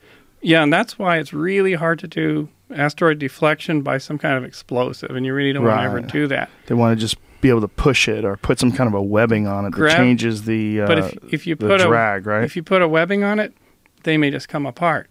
Right. You can use something called gravity tractoring, which is developed by Rusty Schweikart and Ed Liu at and a separate work that we were doing with them. This idea of flying a spacecraft alongside something, and gradually the gravity will change the orbit. What is the purpose of going to an asteroid, though, or especially a human mission? Like, what would be the benefit of having people go as opposed to having some remote vehicle?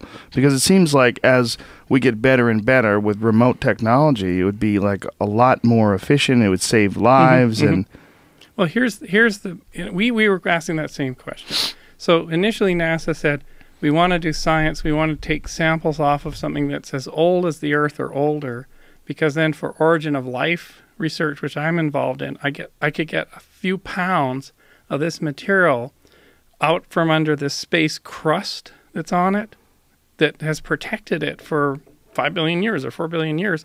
That material is precious because it was what was raining down in the skies of the early Earth that was coming down to the little ponds where life may have started. It's like spinning a refrigerator all this time. right. So it's really precious for science and figuring out how the solar system came together. So our design was to go out to the asteroid up to 1,000 tons. They're all rotating. They spin one time a minute, something like that, half a rotation a minute. Put a balloon around it. Just extend this air beam. I don't know if you've ever done any helium balloon, like high altitude flight. No, I haven't. Oh, they're incredible. I mean, Julian Knott, who lives out in Santa Barbara, is perhaps the greatest designer of these kind of balloons, and he's on our team for this proposal. And he said, look, what you do is you extend these air beams, like the balloons you have at circuses. The guy just like blows up a long balloon and makes a dog out of it for your kid, right? Air beams, they're the rigid parts. So you literally go out to the asteroid using xenon gas. You fill these air beams and they pull your fabric out, and there's a folder of a bunch of images of this called Shepherd. Yeah, I got it. And it will capture the asteroid. Here it's kind of come out. There we go. You can see that. It's hard to. So this is a balloon. This is literally a balloon. It captures the asteroid. So the asteroid is now inside it, and it's tumbling. It's rotating. And there's the air beams, those blue things. This is how the capture works. And here's the air flow. We may leave it on that one, and we can explain what we're doing. It turns out that if you inject gas into this balloon, you will gradually slow the tumbling of the asteroid to stop it. Now it's stopped. They've solved one of the big problems of capturing asteroids, is to get rid of this spin and tumbling. Because if you can't, there's all these powerful forces. If you tried to put a net around that, it would just come apart or tear your spacecraft to pieces. Okay, so you put a bubble on it, you capture an asteroid, now what? Now what is, you'll notice in our little drawing there, we start shooting waves of xenon gas at the back end of it, which puts a force on it. Not much of a force to break it up, but enough force to shove it. And then we use the same xenon gas in our motor to keep up with it as it moves. And we can use like sail power. This is like a sailing ship. We can use sail power, moving gas, to change its orbit and to retrieve it and move it into some other part of the solar system. Is this potential technology to avoid gigantic asteroidal impacts on Earth, or is it just too small? This is too small. So this is only for examining old rocks. For examining old rocks. But it turns out that when we were investigating this further, we thought, wait a minute, what if we had a piece of a comet? You know, comets are coming in the Pleiades meteor shower and the Leonids. They come in and they give you this nice light show in the summer. That's all valuable volatiles. Mm-hmm. That's water, that's methane, all this wonderful stuff. What if you had a chunk of a comet that had all these gases coming off? You know, the Rosetta mission the Europeans are doing right now, they're orbiting one of these gigantic comets that has these geysers coming out. That's thrust. That's like a rocket thrust. What if you could capture a small comet from further out, put your balloon around it, stop it rotating, capture all the stuff coming off, and use it for your engine? You could then create a moving chunk of the early solar system. Okay, outside of what if we did this and what if we did that, and you know, being able to do it would be cool and everything like that, what would be the benefit of getting some 5 billion year old rock out of space? Well, and again, why would you want to do it with people? Why wouldn't you want to do it remotely with machines? Well, here's where the people come in. Okay. So if you can move basically a wet space rock, capture all the gases coming out of it, concentrate the gases in your tanks, a human crew can dock with it. Say you move it to Mars, move it to Mars orbit, move it to the lunar orbit. Now you've got a gas station in orbit. You've got a gas station somewhere in the solar system full of exactly the material you need to get a human crew. They dock with it. When they get there, they refill their tanks. They now have their return fuel to go back to Earth, and then they fuel their lander. And they go down where they don't have to carry that stuff. You have gas stations. You have a sustainable spaceflight system. That sounds beautiful, but if you don't send people out there, you don't need that. So you're saying we would do this because when the people were out there, that way we'd have power. But if you don't need people out there, you don't need this power. And what would be the benefit of having these people out there other than the fact that you could do it? I think because we're an exploring species. We're eventually going to want to do it. Right, but aren't we exploring remotely with the rover? Aren't we exploring remotely with Voyager? We're still exploring. We're still exploring. Like the proposition of going to Mars is so unbelievably unattractive to me. Like when I hear that 100,000 people have signed up for Mars, I'm like, well, that's 100,000 people that would just drink Drano. Those are 100,000 people that would dive into a volcano if you put a camera on them. Right. I mean, what the fuck are they doing? Why do they want to go to Mars? It's the shittiest neighborhood ever on Earth. Imagine going to some unbelievably unpopulated, inhospitable environment on Earth. Would you go there? Would you go to some place where you're like sleeping on the edge of a volcano, breathing cosmic gases through a fucking giant mask because you can't breathe the air? You have to have some air tanks and you have all this gear just to keep you alive. You'd be like, fuck no. Why would I do that when I could live in Hawaii? Right. Why would I do that when I can be in San Diego? You wouldn't, right? So why would you go to fucking Mars?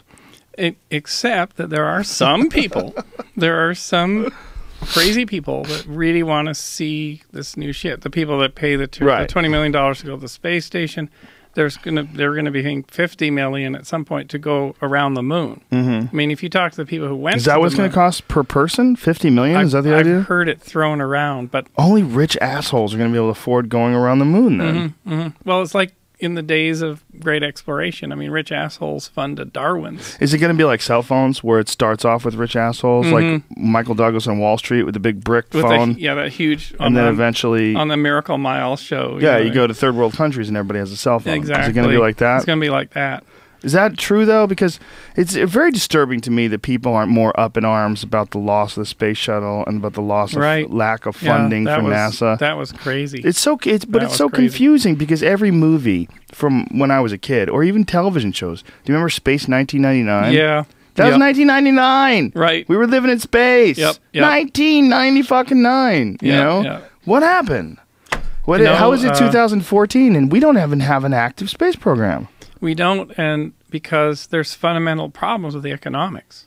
Like even SpaceX. So SpaceX, what Elon did down in El Segundo here, he said, okay, what we're going to do is make a low-cost launcher. We're going to have the same engines on the second stage as we have on the first stage. Not two freaking types of engines. With Lockheed Martin and Boeing's launchers, like, they're so complicated.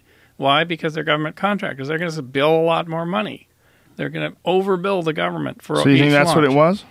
Oh, it's incredible. So it stifled innovation, the fact they were getting money from the government. Yeah, because it's government contractors. So what the government did in the 1920s, when aviation was just starting out, they gave these contracts to these little fabric air companies to run postal mail. They invented air mail. And so they said, well, we'll create a new kind of mail called air mail for the post office. It doesn't go by horse and buggy or train or whatever. And these little companies got enough finance from that they started running airmail around, and they became Continental Airlines and United Airlines, and all of them came out of that thing by moving it to private enterprise. So what NASA did, in its great wisdom, sometimes it has great wisdom, it created a program in the 2000s, in the aughts, to do this. So you got SpaceX now, and you got orbital sciences, and at least, but what they're not inventing much in the way of new tech. They're inventing a reliable low-cost launcher, just like the Soviets had in the 60s and still have, Proton, low cost, made on an assembly line. You look at the Energomash factory in Russia that makes the Soviet boosters and how they make the Soyuz craft. It's like Henry Ford's assembly line, low cost, high reliability. So we had lost that culture. And now it's coming back with the SpaceXs, but the economics are still really rotten. So it's coming back because of private funding in the private sector. The private sector, and because of competition. Because of competition and innovation coming from Silicon Valley and other brains than people who, work for large aerospace companies. So it's kind of another example of bureaucracy and government sort of getting in the way of progress. Well, in this case, they got out of the way of progress, and they said, well, we're losing the shuttle anyway. We'll create this small program, relatively small, where we'll fund the winners of the competition. So somebody... It was kind of like the X Prize, right? This idea of challenges and prizes and the DARPA prize, and that's created a huge amount of innovation. That's really worked. That's been a government thing that worked because they said, well, here's a new astronaut glove or self-driving, robot that can track the edge of the highway. But so much military technology came out of the Apollo missions. I mean, so much from the space race between us versus the Soviets, so much innovation came out of it. And so much of it was very valuable as far as military. Mm-hmm. I don't understand why that didn't continue. It seems like that would be a no-brainer. Like that would be a very important part of what the military would want. And who gets more money than the military? The military gets ungodly sums of cash. They get ungodly, and they're really, really inefficient at delivering programs, right? They have a high cancel rate, and when they cancel a program, it's $100 billion of loss. But they seem like they've just stopped. And what the military has done, what the DoD has done, is the same thing NASA is doing.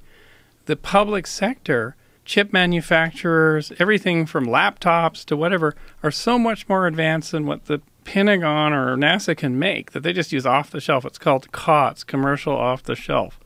And so they're not innovating. They're just using laptops, and they're using standard stuff they're getting from industry because industry is so far ahead. Back in the 50s, they were ahead. In the 60s, now industry is so freaking far ahead, like Tesla's batteries. I mean, nobody's going to create something as superior as that. Right. Or not anytime in the near future. Not in the future. Yeah, everyone's going to buy those standard parts. Do you think that there is a way that we can kind of get back on track because of the private sector being involved in space travel, and we can really start seeing manned space travel? To we really can sort of make up for that hiccup where we thought we would be. Where the shuttle would be reusable and it would only cost $50 million each time. What was the original movie Alien? What year was that based in? Oh, God, was it 82? No. 79? Yeah, it was 79, but what was it based on? It was based on not that far in the future. Right. It was based on 2020 or something goofy like that, yeah, right? Wasn't goofy. It? And Blade Runner was supposed to be 2019, Los Angeles raining and, cyborgs and stuff.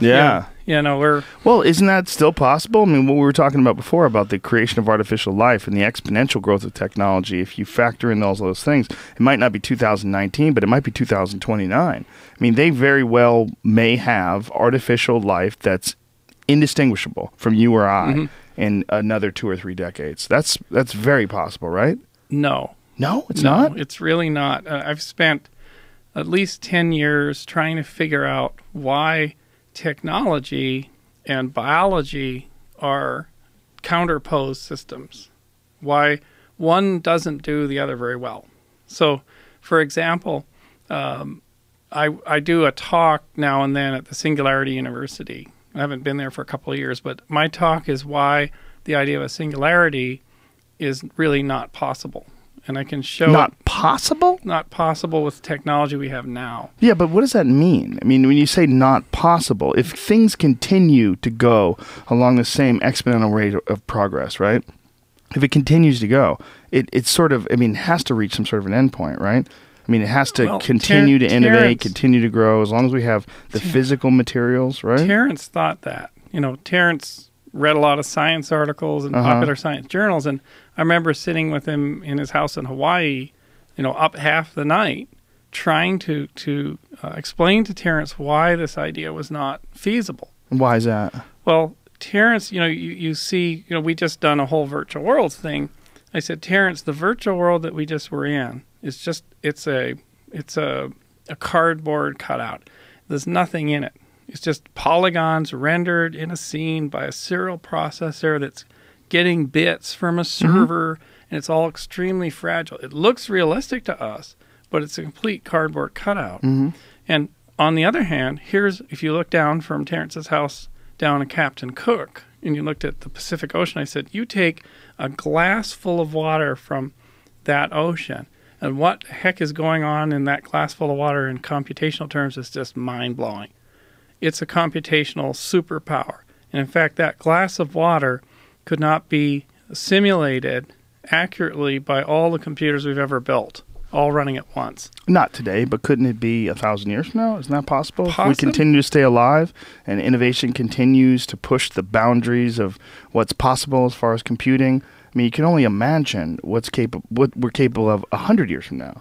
But the thing is, what we're building, say, for instance, the steam engine, right? The steam engine was large bore diameter pistons, right? Starting in the 1820s and whatnot. They got smaller and smaller and better. So we got motors, we got locomotives, and we got gasoline, right? But the piston and camshaft model is still what drives your Tesla. Well, maybe not, because it doesn't have pistons in it. Right. No, that's an electric motor. It's But a completely it's- different thing, right? Yeah, it's a beautiful thing. It got miniaturized, it got better and better, but it was stuck in a rigid framework of what its limitations were. Computers are also stuck in that framework.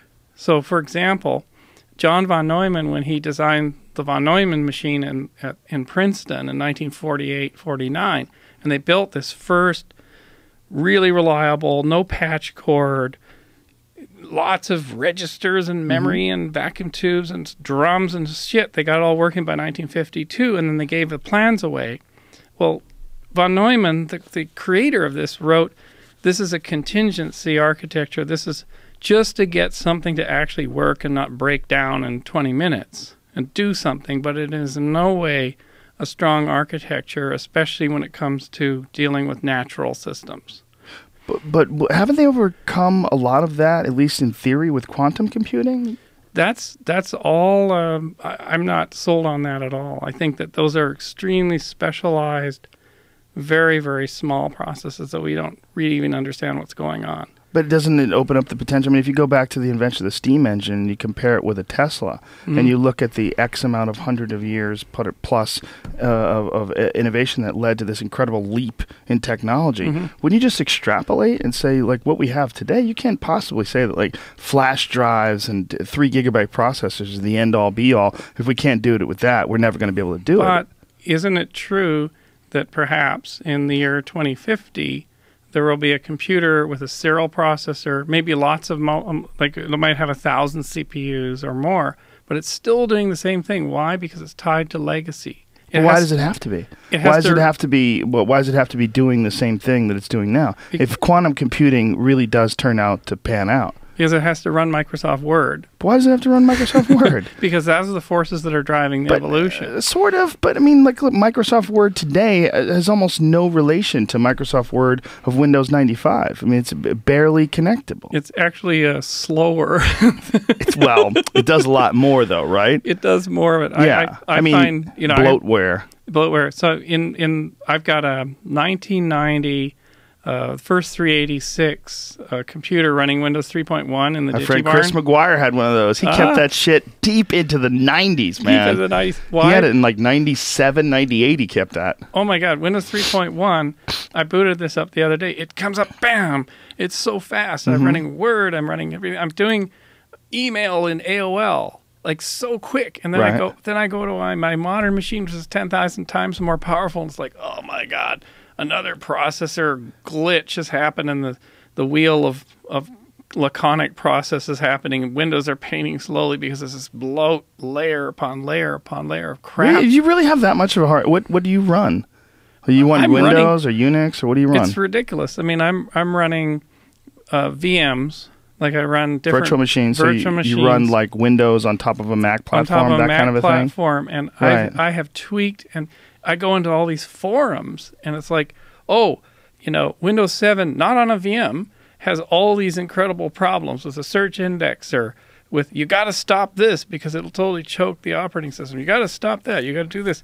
So you have to. It's like an automobile in 1910 where you had to be a mechanic to keep it working efficiently. This stuff is so bad. Well, you're running some really complicated stuff, though. If you're running virtual machines, well, you're essentially running you're running an operating system. Then you're running another operating system on your operating system that's operating simultaneously. I mean, that's a lot of resource. But it's using the same hardware, right? But what it exposes is the how incredibly poor we are as a species at writing software that's good and it stays stable.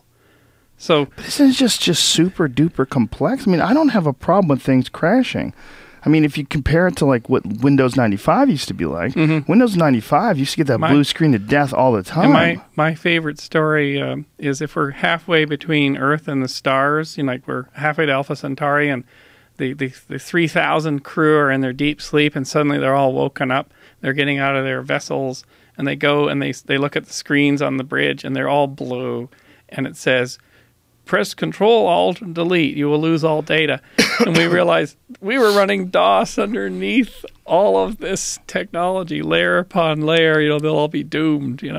I'm really confused about your idea, because you seem to think that things were better off when they were like really clunky and they couldn't run as much software, and the software wasn't as complex. For example, Windows XP, like when they discontinued support of XP.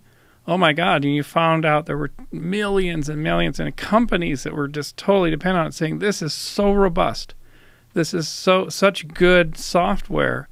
And since XP, of course, they went to Vista, which was a disaster, and Windows 7 was sort of a recovery, and then Windows 8 was sort of a disaster. And now, of course, the evolution of Mac OS is maybe a little different. It's fantastic. It's fantastic. Mac OS is so much better than it ever was back in the days, the pre-Intel days. Yeah, before Rhapsody and before Mach and Unix, it was just a kludge. The Mac OS didn't have preemptive multitasking. Right, no memory protection. No memory protection, all that stuff. I stayed away from Macs until the Unix got onto the platform. When 10 came along, that's when a lot of people came along.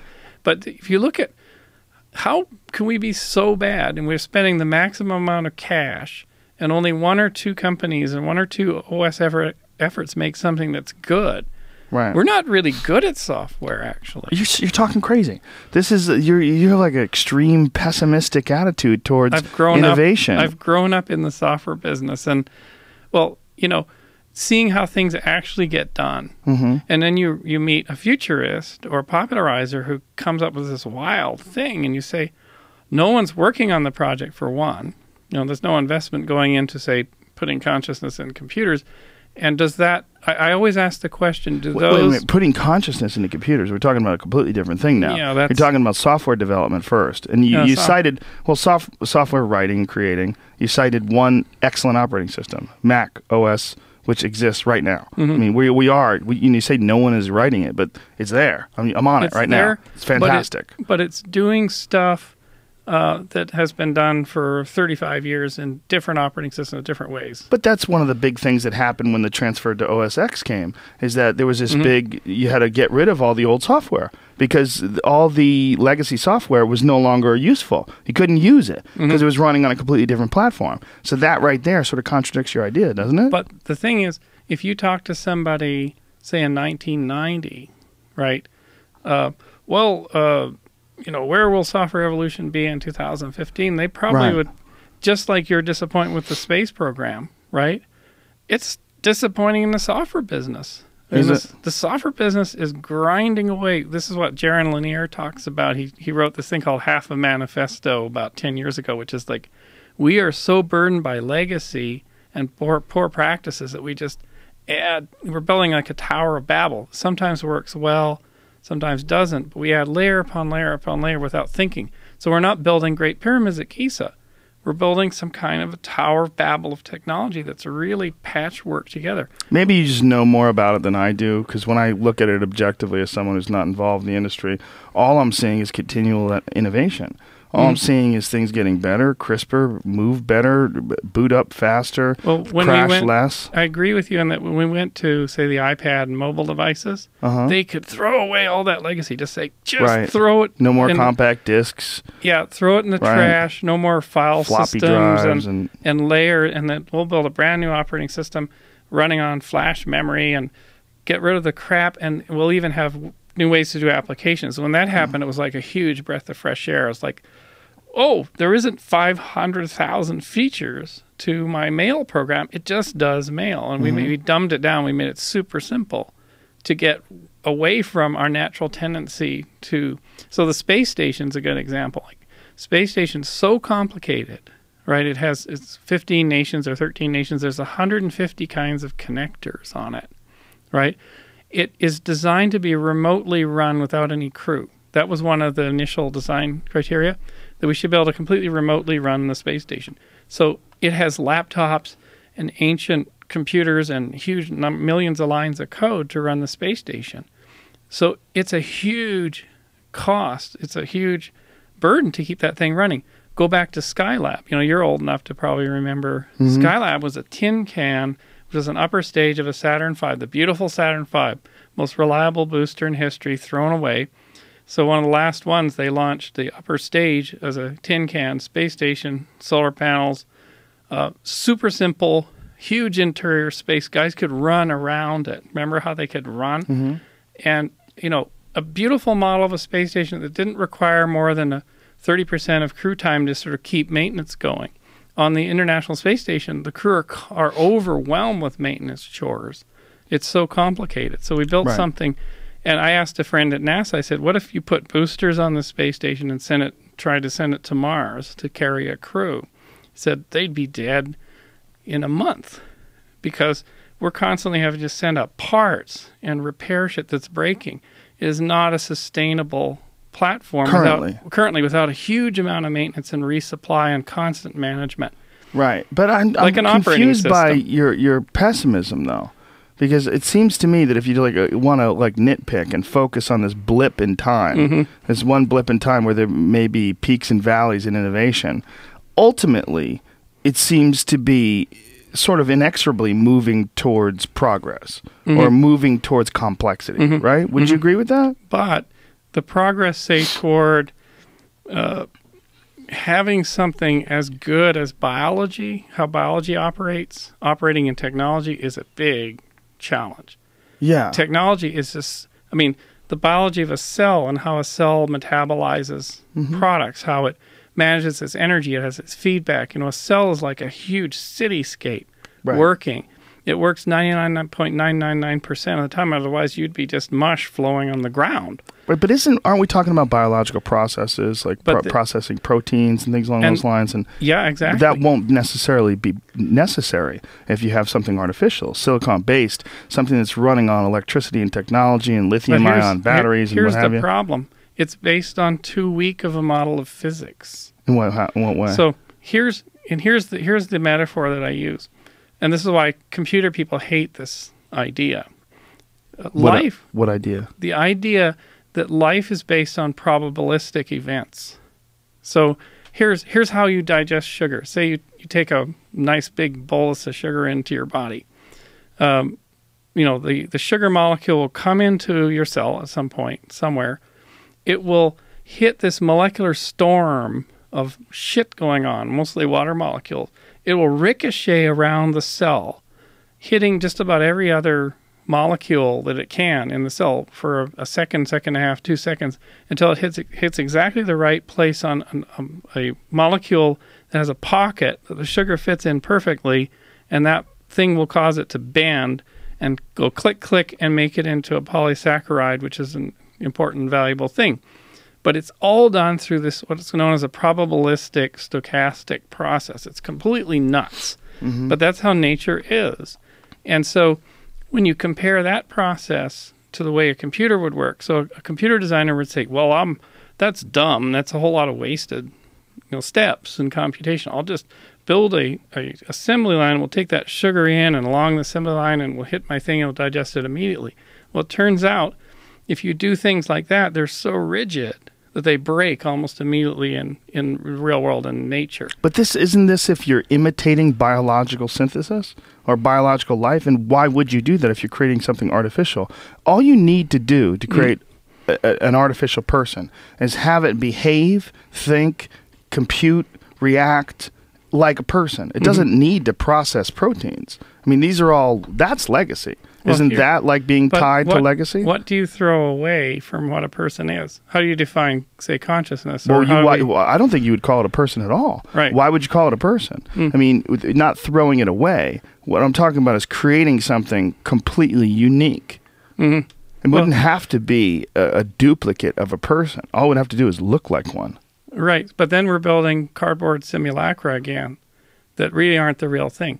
If you sent that person to the New York subway system, that robotic entity, it would be soon overwhelmed with stimulus and programs and unless you programmed it for it.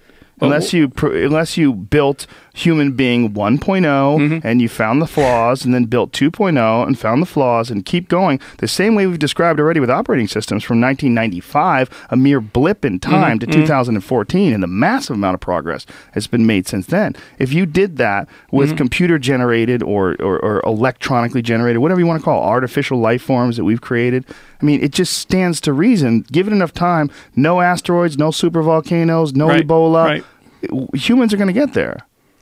I think it's a harder problem than we can suppose. Like Terrence would say, it's really hard because we don't understand how basic biology really functions. We don't understand, for example, well, here's another example.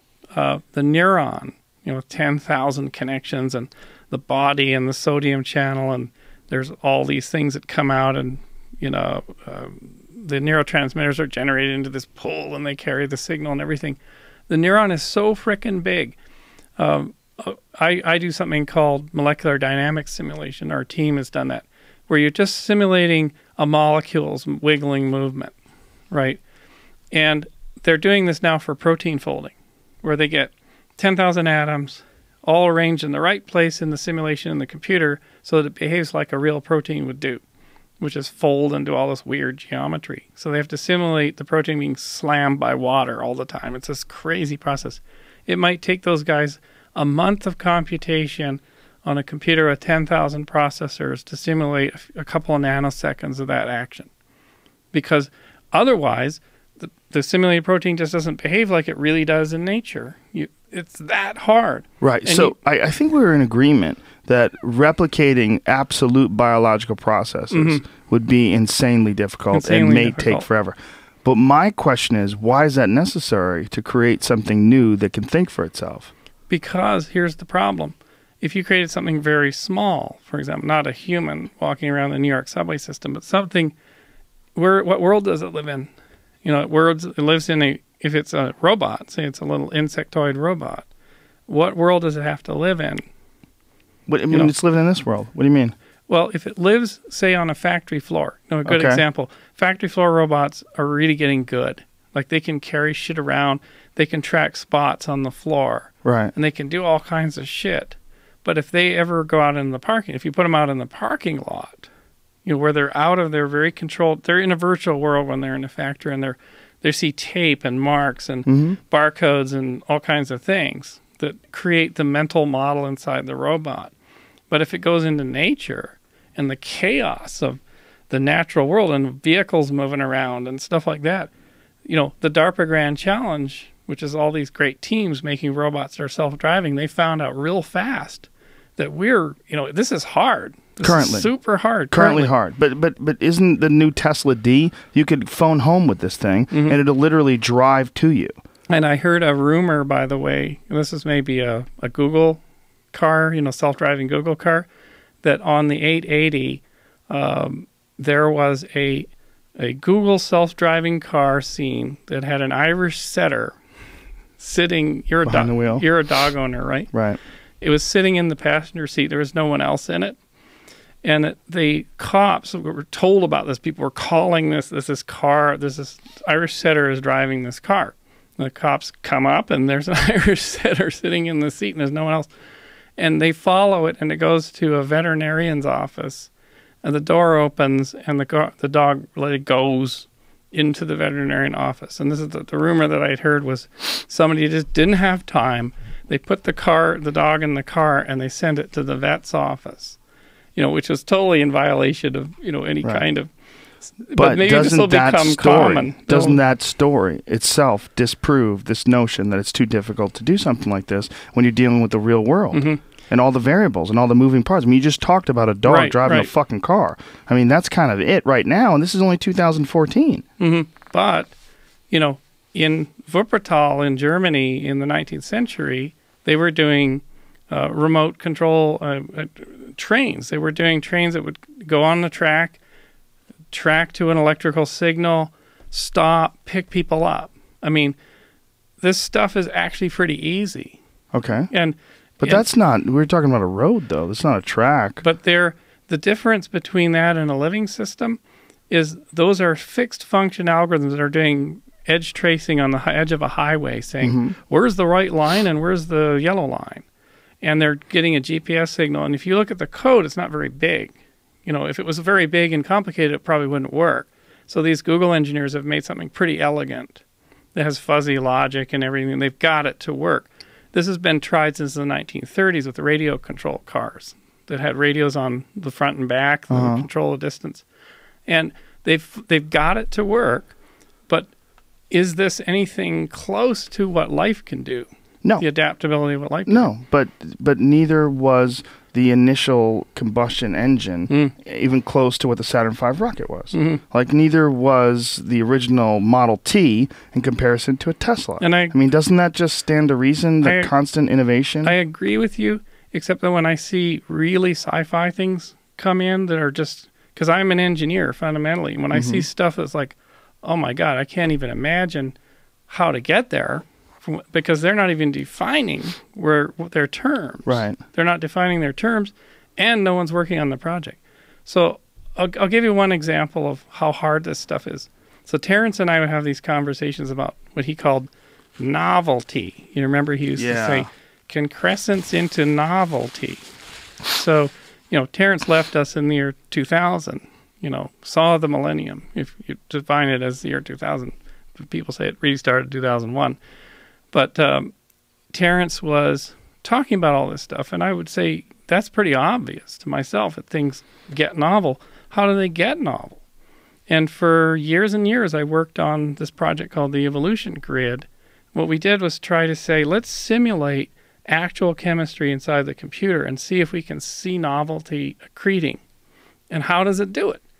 And in 2011, after running a year of simulations, partly at UC San Diego and up in my barn, if you can believe that, with old servers all wired together, we found this staircasing formula that was a way that nature forms structures, in this case, bonds form between these virtual molecules, and doesn't break them. They don't just all go back to mush. And it was this staircasing thing.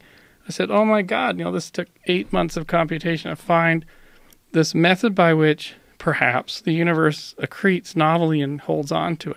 So I sort of did a virtual call to Terrence, and I said, we found the formula. I call it the cosmic wiggle. And he calls this stuff like the cosmic giggle. I don't know if you remember from some of his talks. I said, we found the cosmic wiggle. But in the process of doing that, what I learned was, holy shit, the basis for life, which is this massive, huge engine of stochastic, probabilistic storm that's going on that literally ratchets and rocks everything from jiu-jitsu matches to the jet airplane, is a powerful system. It's not at the basis of computing. Computing is this delicate little thing that, like, we'll take a number and we'll do a thing with it and we'll spread it out here. But nature is this massive machine. So perhaps the future, and this is where we would come together, is a merger between computing and natural systems. So this is a project that I'm calling the Genesis Engine Project. And it's having a computer control trillions of chemical experiments all going at once and looking at them, selecting them and saying, these are more powerful experiments. And it can do search through molecular space. I just talked to a guy from Google about this, and he was like, oh, molecular search, we're interested in that. We're not just limited our searches to, the best bread recipes. We would like to search in molecule space. And I talked to our neighbor, and we have a place in New Jersey, and he's like a head researcher at Glaxo, and he said, this is incredibly valuable. If you can actually use molecules to do the walking, run 1 trillion experiments at once and pick the best ones and then run 1 trillion more experiments and walk through chemical space, we can figure out how to make a pharmaceutical in the least amount of steps. You can simulate, you can create new materials, and we'll have a hybrid digital and natural analog computer for the first time in this 21st century. Well, now you're really confusing me, because now you seem to think that innovation is going to reach some new plateau. If we do that, if we're able to hybridize, I think we're going to make the leaps that you are talking about, Joe. If we can do this hybrid, if we can harness nature. So where does your pessimism lie? What do you? I'm an engineer, so I know what it takes to build these things. And so I don't want to really oversell that by a certain date we're going to have a singularity of some sort. Yeah, I think that certain date stuff is always a goof. It's a goof. Ray Kurzweil wants to do it now with 2045 and the 2045 initiative. It's moved out to 2045. Yeah, I think they're being silly by doing that, and I think it does the whole idea of exponential increase in technology. It does that whole idea a disservice by pretending that anybody. First of all, nobody's ever fucking predicted anything. Right. No. Nobody's ever nailed it. I mean, there's been some fascinating H.G. Wells predictions that sort of came true, but no one said on November 19th, 1972, there's going to be a telephone that does this, and it's never happened. It's never happened. That's what that December 21st, 2012 drove me fucking crazy. It drove me fucking crazy because first of all, it was intoxicating, and then it was maddening, and then it became ridiculous. And as the day rolled around, I did an end of the world show. You did. On December 21st, 2012. I have to go listen Doug to Stanhope and Joey Diaz and my friends Honey, this band, and we did this show. We did it live at the Wiltern. It's not. It doesn't exist anywhere. Oh, you It was didn't just a do comedy show, recording just of a it. live show. It was just a comedy show. Yeah, we just thought the asteroid was going to hit, or the Mayans were going to come back, or the aliens were going to land, or whatever the fuck was going to happen. Nothing happened, of course. Well, I was in the down underneath Grand Central Station in New York City with a friend of mine he's a kind of a psychedelic comic, and he does this. What's his name? Oh God, what's his name again? What kind of a friend is this? Oh, brain is fried. He's an okay. absolutely wonderful guy. Yeah, but we great were just guy. we What's laughed. his fucking name? No one's going to find him. 7 billion people on the planet. 7 billion people. We laughed our way through the day like you guys were doing at the Wiltern. We just told jokes, and we said, we got to get less serious. Well, it's just this idea of picking a day is so goofy. I had Daniel Pinchbeck on the podcast once, and he was saying that it's definitely going to change the world. I go, do you know that's December 21st, 2012? Something's definitely going to happen. It's absolutely, definitely going to change the world. I was like, what are you talking about? No. What are you fucking... How can you say that? You can't say that. You can't. You can never say that. You can never say a date. Well, Joe, here's a real cool one for you. I have some of the last Terence McKenna papers. Terence's archive was destroyed in a fire in 2007. Yeah, what happened there? That was he lives in a rainforest. How the fuck did a fire destroy everything? After he died, the papers went to Esalen, where you just were on the Big Sur coast, and they stored them at their in-town office It in burned Monterey. there? And a Quiznos sub shop, I kid you not, had some kind of electrical issue, burned a whole city block down, and the Esalen office and Terrence's papers. Oh my God! But didn't his place in Hawaii burn too? No, it's still there. Oh, okay. Absolutely, yeah. Who owns that? You know, I don't know. I think it was sold recently. Jesus Christ! Who bought that fucking thing? God Yeah. damn! I would love to have that place. But so those archives were lost, and as soon as that happened, I heard somebody called me, and I called Lorenzo Haggerty, our dear friend. Love that dude. I love that dude. And I said, Lorenzo, the elves have removed the incriminating evidence again. That's hilarious. And we have to rebuild Terence McKenna from extant material, so it's like a Grateful Dead show thing. Send in your cassettes. Well, one of his most problematic theories was that novelty theory. That the idea that December 21st, 2012, there was going to be some point of infinite novelty, and he thought it was going to be a time machine, perhaps. And based on the I Ching. And yeah. well, so I got a packet of papers in the mail that I came through another archivist, because I'm also handling Timothy Leary's, the remnants of Timothy Leary's library right now. That are, we're trying to scan the news archive and whatever, but this packet of materials, 15 years of letters. And there was a Time Wave Zero edition, in a little binder or whatever with Terrence's little writing on it. And there was a Post-it note where Terrence has scribbled something, and then at the bottom he says, December 21st, yes, yes, yes, on the bottom of this Post-it note, 1989. And so I scanned that sucker in and put it online in December of 2012. Here is the nefarious Post-it note, where Terrence finally settled on this date, at least for Terrence. Arguelles, Jose Arguelles had been involved in this too, and of course, but it says it comes down to this Post-it note. I wanted to put that up to sort of show the absurdity of this is a guy that doesn't really, Terrence wasn't a technologist, and he was a visionary thinker. We love him. I mean, he was an amazing dude. We love to listen to him, but I think you're right. I think he was off the rails on. He put too much into that one thing. And not only that, didn't he move the goalposts? Like at one point in time, it wasn't December 21st. It was like November something. And he changed it. He changed it. And he was trying to fit the data to the curve, but he wasn't really an expert in trends in history, and how can you match trends in history to anything anyway? I would listen to him talk about that. That's the one thing that I had to shut off. I've listened to pretty much everything that he's ever done, all of the Lorenzo archives, all the stuff that Jan Irvin put up way back in the day. Listen to podcast 316 in the salon, because that one, we kind of take this thing apart. And I met with Ralph Abraham. We meet, once a year kind of thing. And in 2011, I was setting up to do a program called Terrence 2012 about the life of Terence McKenna. And I met with Ralph, and I said, tell me, Ralph, what was going on in the late 90s? Because, they're the trialogue. Ralph, Rupert, who was just on your show, right? Ralph Abraham and Terrence. And Ralph said, we kind of were getting fed up because Terrence was just spinning these stories, and we didn't think they had any basis. And so at the 1998 trialogues, the trialogues where they all met and they talked together at UC Santa Cruz, he said, if you listen to that, Rupert and I set a trap for Terrence. We trapped him over and over again. And we basically, for an hour, he was squirming and he was pretty uncomfortable. So I pulled out our cassette tape of that, and we had digitized it. And sure and behold, and you'll hear this within podcast 316. And what Rupert says, Terrence is talking about, the internet will come to consciousness in 20 minutes or less. It will be an AI that will no longer need us. And so Rupert was ready for that and said, Terrence, I've heard, Rupert's voice, you had him here, and I've heard 10 versions of this story. And in the last version, it was an AI coming out of a time portal, because they're not going to let him get away with this. Right. And Terrence is such a good Irishman, right? He's such good on, storytelling, and he's good with, and he says, and that too, that's going to happen too. But at the end of that, it's very, very heartfelt, and kind of because Terrence realizes his friends have kind of drawn a line in the sand, and the last thing he says in that trialogue is, well, we want prophets, but we don't want false prophets.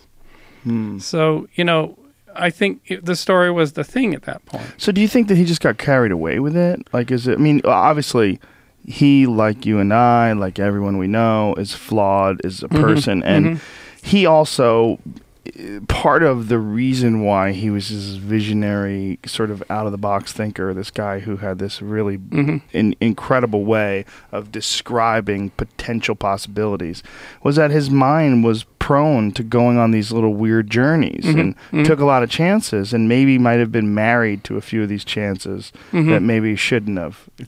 Yeah, Dennis was in the introduction, I think, to the second version of Invisible Landscape. Dennis is writing, this is what we went through when we were in our 20s, and we've learned something since then. We don't really, I don't believe this anymore.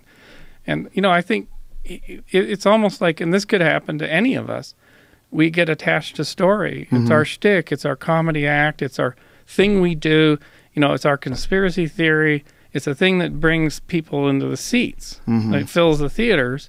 And if it's paying your bills and it gives you self-worth and whatnot, you can get really attached to that story. It's very unfortunate, because the rest of Terrence's ideas were so fascinating, compelling, and to listen to him talk about the positive benefits of psychedelics, what he thinks the potential that psychedelics hold, and what he thinks about psychedelic culture. And there's so much fascinating, absolutely fascinating. I love him. Out of him. He was Terrence for me, I can tell you, and I only knew him the last couple of years. We didn't know he was on his way out, frankly. We did this whole fantastic thing we brought virtual worlds to his house in Hawaii off his satellite, his dish. And he was placed into a world and he became his own ghost. The avatar was fantastic. And I was looking forward to a long association with him. And we were planning to do an Esalen workshop where he and I could do pieces of the same puzzle. Like I could do like the deep tech and weird ideas and stuff, but it was based on science and tech and some visionary thinking. And he would come in from his history side and Eleusis and all that stuff. And we were going to just go on the road. And then he had a grand mal seizure 2 months later and was horrific. And we saw him last in September '99. It was like a goodbye event that was held. If he was around today, is there sufficient medical advances that would have helped him? A glioblastoma multiforme they're so rare, and they have a really bad prognosis. I mean, he had gamma knife surgery, and I think it was November. I mean, Eric Davis's last interview, the interview Eric Davis is wonderful. From Hawaii, right? Actually, it might have been on the mainland. You hear a lot of dishes in the background. That wouldn't be the model for. He might have been in Occidental during that one after the surgery, but he's so beautifully cogent and coherent. I mean, he's a master. He's so in his heart. He's so brilliant, and he's on all these anti-seizure drugs and everything. One of the things he does say, which was this, he said, "You need to rethink this thing because I'm in altered spaces because I'm on massive medications, because I have a brain disease, and there are people walking around that are certifiably in altered states, and we shouldn't just privilege psychedelics. There are so many avenues into alternate realities that allowed us to see the world, and I'm just experienced them, and that's part of what my mission in the world is to say, don't privilege these substances, because then they become crutches. Terrence used to say, you can't do this on the natch, but I've since met a lot of people that are going into profound spaces through other means. Yeah, I think he was a bit, I think he was a little hasty in his proclamation that this is incapable. This is impossible under natural conditions, because I have a friend who has had psychedelic experiences. He's not averse to it. He's a regular marijuana user, and he's also a Kundalini expert, and he's become a Kundalini expert since I've known him. So over the last 10 years, he's been practicing. I've known him for about 10 years. He's been practicing Kundalini very, very intensely over the past 4 or 5. Wow. And since then, he goes, I have deep DMT experiences while doing Kundalini, and I have no reason to doubt him. I have another friend who does a different type of medication, some sort of it's not Kundalini, but some sort of meditation, and he also says that he's like, I have legit full-blown psychedelic experiences. Yeah, and I think I'm starting to research this, and I'm actually going to be working on a book on this thing, because I keep running into these people, and I call it we call it endogenous. So I'm using the term endo beings or endo voyaging or whatever. Using your own endogenous ability because I do it. I think it's just unbelievably difficult to do. And I think some people are just lazy. I think that's really a part of it. It's also physical effort. There's a lot of people that are investing a tremendous amount of time in thinking, calculation, postulating, but the physical effort of meditation is beyond them. And that's one of the things that McKenna talked about. Yeah. Terrence talked about all the time, how boring meditation was. It's incredibly boring. I just had a flash insight, Joe. To come back to the original theme that we're talking about, why did the ancients could do this amazing stuff that we're now discovering that's like incredibly high tech? Because they weren't distracted. What could they do?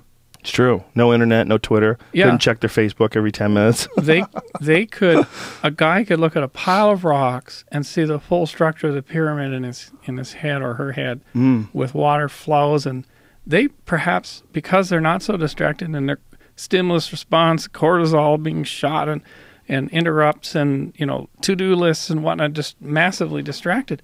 Those guys were using full power of this endogenous power. And maybe Eleusis was unlocking that.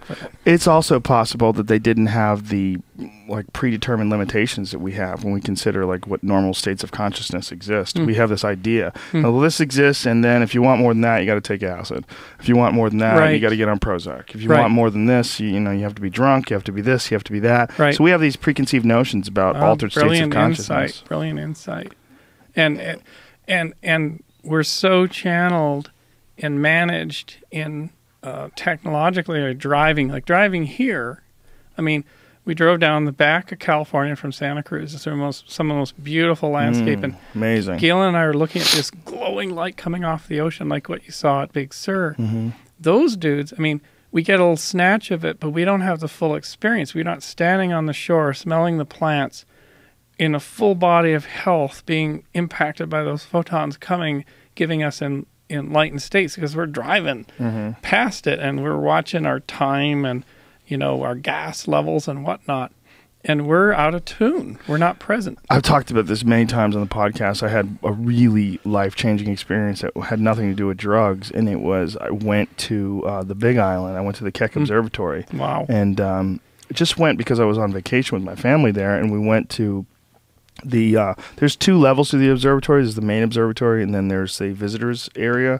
And the visitors area just have a bunch of telescopes set out. It's pretty cool, but it's so high that it's above the clouds. Did you have a cloudy day, or was it clear? It was a totally well, it was cloudy below us, which was fascinating. We were bummed out. We were like, oh man, we're gonna hit clouds, we're not gonna see anything. But we actually drove through the clouds, and because they have the diffused lighting all over the Big Island to protect the observatory from light pollution, man, the view was stunning, unbelievably stunning. The Milky Way was so bright and clear, and there were so many stars in the sky, and it was a perfect night. I went back recently, and I made a mistake and went back when it was a full moon, and it was actually a super moon. It was awful. Oh, it was like the August supermoon? All I could see was the moon. It was still beautiful and amazing, and still wow, that's a planet floating above us, but nothing like the first trip. And that trip, being there and seeing those stars, you got to think, that is what early man saw every day. They were just awash in the mystery that is the sky. And they paid attention so much. They knew its shape.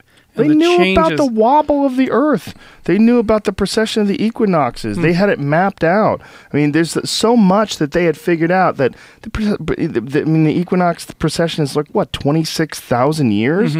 Somehow or another, these people had figured a lot of that out a long time ago. And it may have been just total presence, and that they built the model in their head with their own DMT, if you would call it that, or endogenously, or who knows. I'm sure they took drugs too. I'm sure that was a part of it. It was that as well. Here's another good one. Our friend Andrew was commissioned. He's an incredible painter, and he was commissioned to paint the caves of Lascaux. Andrew Johnstone, a complete reconstruction of a surface that was the same rock face, but it was for a restaurant or something. Oh wow! And so he got all these, different. You can't go in there, right? Because people's breath will destroy it. But he started to paint this. You're going to really tune into this. He started to paint this inside this restaurant with the rock face, and he was painting the copy of it. And he would go out at night, because he had to paint at night because the restaurant was in business. And he would just, have his break and whatever. And he started to study the sky. And he would go back and paint more of the bull's horns and the running this and that, and he would go back and after all this time, he started, wait a minute. I'm seeing Lascaux in the sky, but it's a little different. And he would go back and look at, he was reconstructing Lascaux from the lowest detail. And he said, this is a freaking star map. This is a star map. And he actually submitted a publication to an archaeological journal. I don't know how was it reviewed. I don't know what happened. I think it wasn't reviewed well because I don't think that it's in the literature, and I'm not seeing it.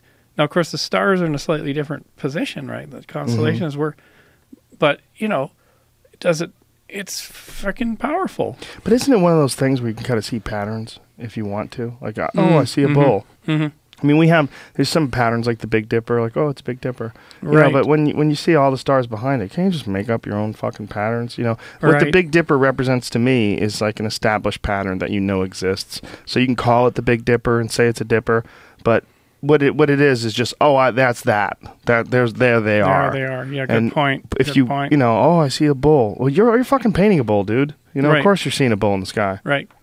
Could be a good point. Plus, you're fucking sniffing paint all day. You're out of your head. Going outside. You're delusional. You're tired.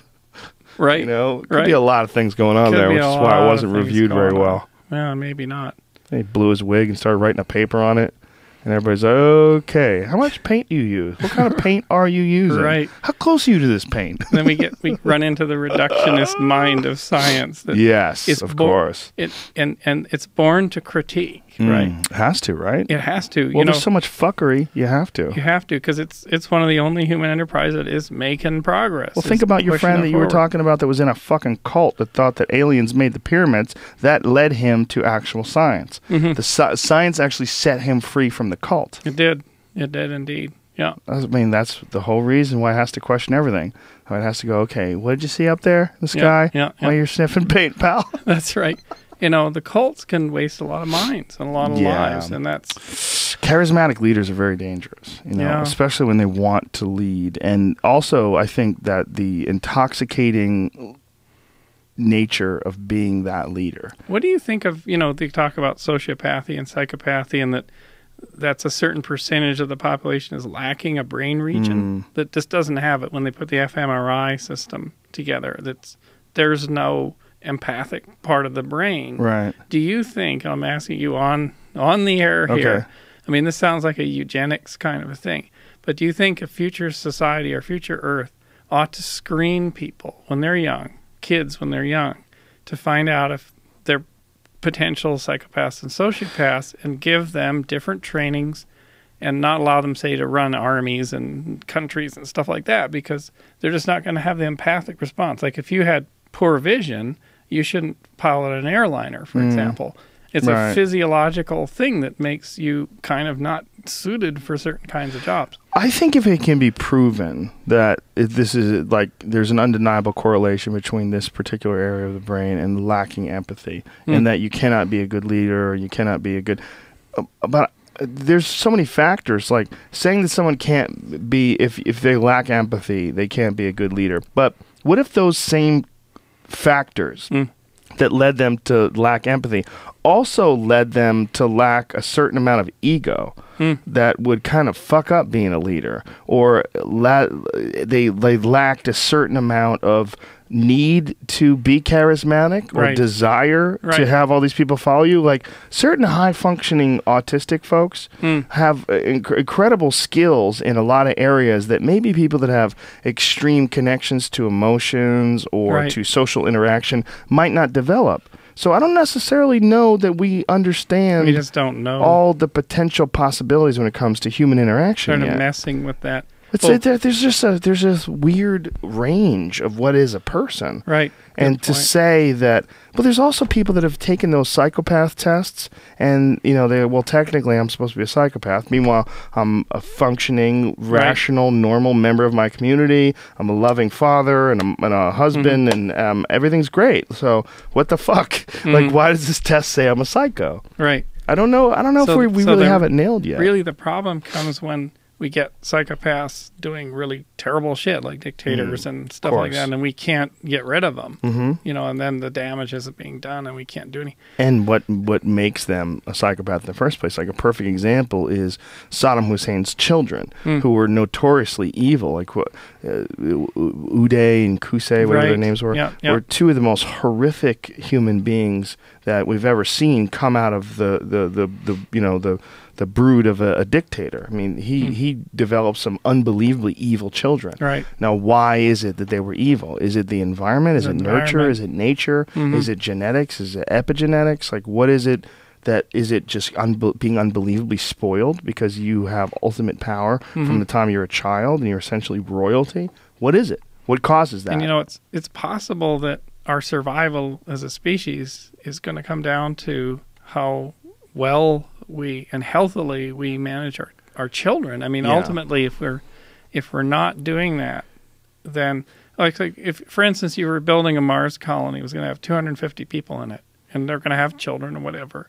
You know that if you get one kind of crazy revolutionary leader that does the whole charismatic thing and whatever, and then there's a shooting thing, it's going to shoot a hole through the dome and everyone's going to die. So you can't ever afford that. So you have this careful management of human psychology within that colony to make sure it's healthy and watch those processes. And to some extent, the Scandinavians did this 1,000 years ago. The Scandinavians, the Vikings, when they had their war parties, the leader of the war party that would go and invade East Anglia or all the way to Greenland, Labrador, and whatnot, they called these guys the Berserker Kings. And these guys were put in charge, and they would go and they would do terrible shit. I mean, they would terrorize and murder and whatnot. But when they settled East Anglia, when they built Yorick, right, they excavated it. Well, the Vikings are now settled. So they took the Berserker King, thank you very much, you've done your job. You get the nice little grass hut at the edge of town, and you're off duty because we can't afford that now. We have to build a community. So what would they do with him? They did retire them off. Retired him off. And how you keep him from killing people and going nutty? Nobody would follow him. It was the rules. It was the way that they did it. So when you look at how sane Scandinavia is today, maybe they got all that out of their system. I don't know. That's a very funny thought. Who knows, right? Who knows? I think it's also, there is a potential for technology to play a part in all this. I think that one of the things that's coming out with technology is access to information, and access to information, not just current information, but maybe even future. Like the ability to read minds, to read thoughts, to read, like fMRI. Although it's been widely criticized, has been used to convict people of crimes. In India, there's a woman who was convicted of murder because she had what they describe as functional knowledge of a crime scene. And this has been widely discredited, and it's very controversial. What happened? I don't know. I don't know the whole story, but it was for a television show that I was doing for Sci-Fi. We interviewed a neurologist or a neuroscientist, and she was describing how this, in our country, would never work. But in these other countries where maybe they don't have as much of an understanding, or they were able to manipulate their courts into thinking that this was far more definitive and conclusive than it really is. But the point being that this is just the tip of the iceberg, right? And if they continue to get better at this, and if this human technological symbiotic relationship takes place to the point where we essentially, our memories especially, right? They're pretty piss poor. Right. But if we can turn our memories into some digital archive that you can access at will, then we're going to know, I'm going to look in your head and I'm going to know what's going on. I'm going to be able to tap into it. We'll be connected the same way we're connected with Wi-Fi. The same way our cell phones are connected through the cellular network, there'll be some sort of a network of information exchange between all people. And if that's the case, deception will be almost impossible. Right. Motivations will be crystal clear. And you're going to know who's full of shit. It's going to be a fucking bad day for a lot of idiots out there. Right. There's a lot of assholes out there that have been leading along idiots, and they believe in these people, whether it's cult members or whatever. You remember in Kubrick's film 2001, in the beginning when there's the pre-human, the monkeys, the monolith, and they're sitting at dawn, and they're sitting like in this kind of cliff area, and they're looking at each other, right? They're looking at each other. I never forgot that scene because it's the scene before they get attacked by that other group that comes in. But they're looking at each other, and they're non-verbal, right? They're not communicating. They don't have like to-do lists and emails and shit going on. They're just there. And to me, like Kubrick was trying to show that they're in a group intelligence, that just by eye gaze they could tell what the state is, and then they share that state. Because if somebody in such an intense environment, I mean, if you have nefarious purposes, or you're going to look away, you're going to have that whole thing. So maybe that's the way we were before we came into mind, before all this stuff came in, civilization, mind, to-do list, hierarchies, and whatnot. There was no way for us, like the way we're looking now at each other, we're really connected. Maybe it's really peaks and valleys of perceptions. Maybe the pre-communicative apes, where they didn't have verbal communication or language or anything. Maybe they had this sort of intuitive sense of each other, and then that was all lost with email and Twitter, and then it'll come back with some new technology that takes it to a far deeper level. And what I think, and this is my woo-woo theory, is that woo-woo warning, Eleusis, by packing those 1,000 initiates into that buried temple and subjecting them to sound and music and some kind of a sounds potion. like a rave. Yeah, it was like intense. But these people were fashioned. They were fashioned into new beings in that experience. Couldn't it have been a group mind fashioning? Couldn't it have been, returning that? And when we sit in medicine circles today, when we do jiu-jitsu, when we do group yoga or intense things or intense ordeal things that people are seeking out now for deep connection, to remove isolation from other people, meditations, all these practices are this yearning to get back to where we were. We didn't feel isolated from others, and that we were in a group mind, and that's the future of evolution of our communities. And we may need the shaman to come around. In the Upper Paleolithic, those communities were pretty healthy. That was a pretty functional world. I mean, coming into, the Karnak and the Stonehenge and the ley lines and the incredible world of even Celtic Europe was incredibly together.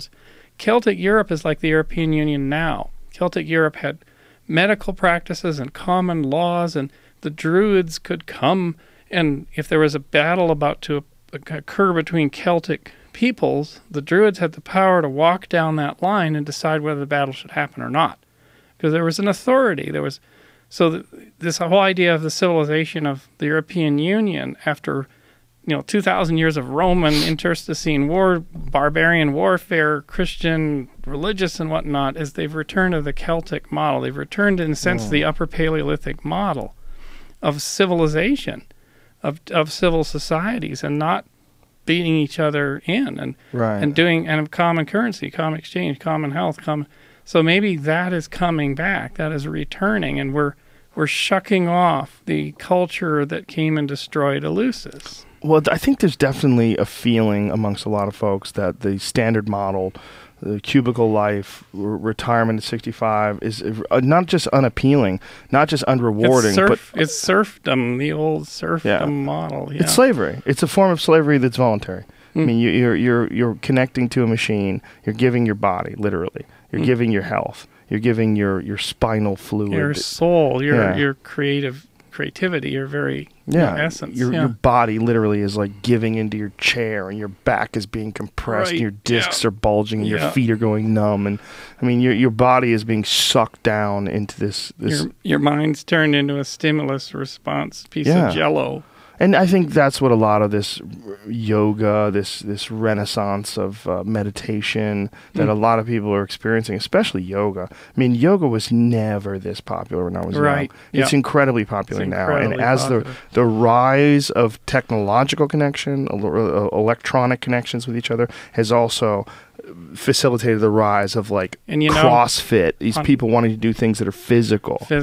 On Friday I did a pretty long float in we have a wonderful. There you go. By the way, they've offered you a free float if you come up to the Santa Cruz Mountains. Our friends. That sounds like a long trip for a float. I got one in my basement. You got one in your there. basement. This is a beautiful flotation tank. What's the name of the company? Give It's it called up. Cloud 9. Oh, okay. I've heard of them. Yeah, That's Cloud great. 9, Jay and Shanti. And they have this Santa Cruz is fantastic amazing. property. And I went there for a float. And I tell you, you know, it's incredible because it's like doing, you know, a psychedelic. Yes. In that, or doing deep meditation, but the flotation tank is, I think, better because I process all my brain shit, like for the first hour or something, and this probably happens to you, it just grinds through, and it's like I'm having these repeated thoughts of my mind or my ego is grinding through, and finally it quiets. Mm-hmm. Finally it's quiet, and I don't have stimulus on my body because I'm in a flotation tank.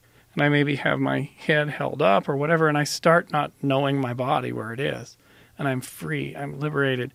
And then I can do the deep work. And my God, I mean, the next day, this is why I was able to finish those 2 scientific papers. Mm-hmm. Because I floated and I lost all that 2,000 years of, or for me, it was months and months of being in my head. I mean, it's such a powerful tool. It's an amazing tool, and it's really bizarre to me that this was something that was kind of forgotten for a long time. Yeah. I didn't understand when I first discovered the tank. Well, I first saw it in Altered States when I was in high school. That an amazing movie with William Hurt where he drank ayahuasca and became some freak animal. You know, it was a crazy movie. Like, it really does not hold up. Don't watch it again. Okay. Don't try to watch it in 2004. It's a piece of shit. Oh, it's so bad. It's so bad. Like, people have watched it and laughed at me. Like, you fucking like this movie? I'm like, bro, I was 14, okay? It's a long time ago.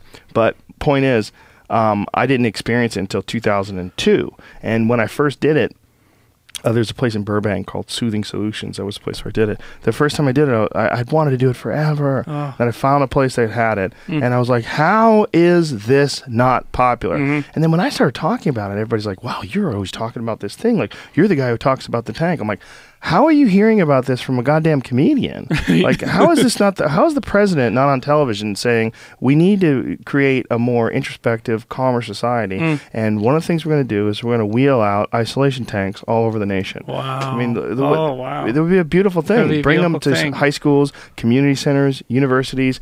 This will accelerate thinking. It's one of the best tools for personal evolution I've ever experienced. I do the exact same thing as you said. For me, it's the first X amount of minutes is all just going over my own bullshit. But slowly but surely, and because I do it so often, I've gotten quicker with that. It's like gotten down to like 20 minutes. But it's just, I get in there and I go, here we go. I got to go through all this stupid shit. Let's clean all this out. But perspective enhancing, like, you know, like no matter how hectic and weird my life is, when I get into that thing and then I get out, I'm like, it's all right.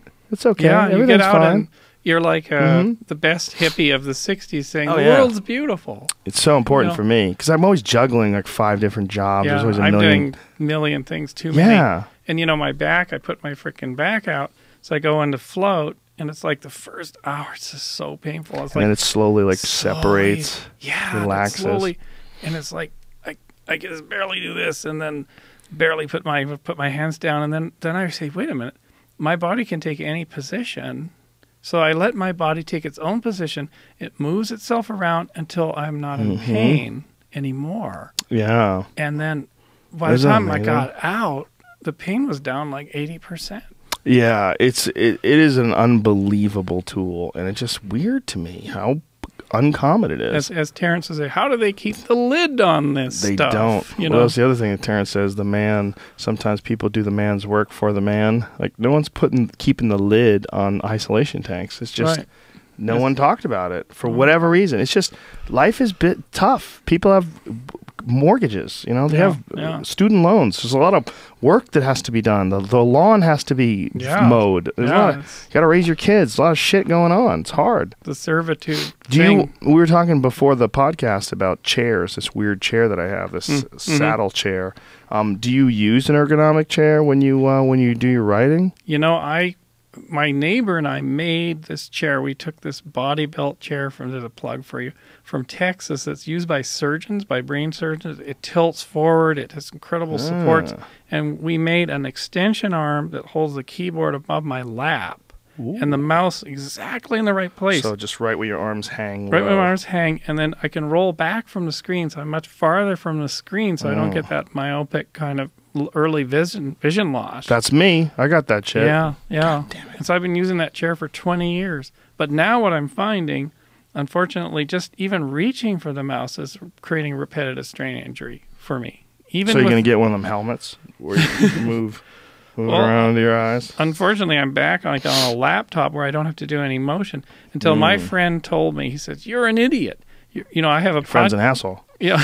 Right away, you're an idiot? I'm an idiot. He's an asshole. But I have my own podcast called The Levity Zone, and I do lots of editing. I know that you just go straight out, but I'm like a craftsman. We have different musicians in each episode for The Levity Zone, levityzone.org.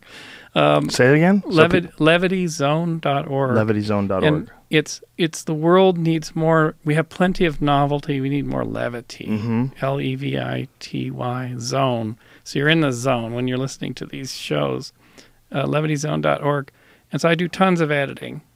And he said, "You fool, you need to get a Kensington trackball, so you're just moving your thumb, not your arm." All editors are using trackballs and 4 buttons, and I finally got religion, and I'm finally not using a mouse. Well, Mac has they have like a key, like this trackpad, but it's a larger version of it. That's what I use. It's amazing. I use love that it. to move the tracks back and forward. Oh, okay. And then I use the other hand on the Kensington to go cut, paste, cut, paste. Oh, cut, paste. okay. You're doing... It's great. Yeah. It's totally great. Yeah. Well, you also probably have keystrokes like pre-programmed on that thing and the buttons. Yeah, that helps a lot too. Cut, copy, paste, mark, slide. Collect the tracks. I love the trackpad. Once I switched to it on a home computer on an iMac, I would never go back to a mouse. Except for gaming. But I can't game By the way, because I get obsessive. In the DigiBarn Museum, we got a new artifact, Doug Engelbart's mouse. Who's Doug Engelbart? He and Bill English created the mouse and the first online system in the mid-'60s, and Doug had something called the Mother of All Demos, which happened on December 9th, 1968, and it totally revolutionized what computing was going to be. He was like in this hall in San Francisco using a mouse, and the cursor was going on the screen. He was opening windows and clicking. Oh, so it was like the first graphic user interface was 68? Yep. Mother Is that of it? all That's demos. the mouse? And I don't have that one, but I've got if you look up Mother of All Demos, you'll see the one that came into the DigiBarn looks exactly like the one that Doug is using in the demo. Now, there were several of them made, so we don't know. But it has the round buttons, has a great big case on it, and a key set. So that he didn't have to go to the keyboard. He had this chord keyboard. Look at that. Yeah, there they are. I had 3 buttons. Meanwhile, Apple had 1 button. Actually, that's deep into the 2000s. That's probably from my collection, but that's an Alto mouse from the 70s. Wow. If look at 70s.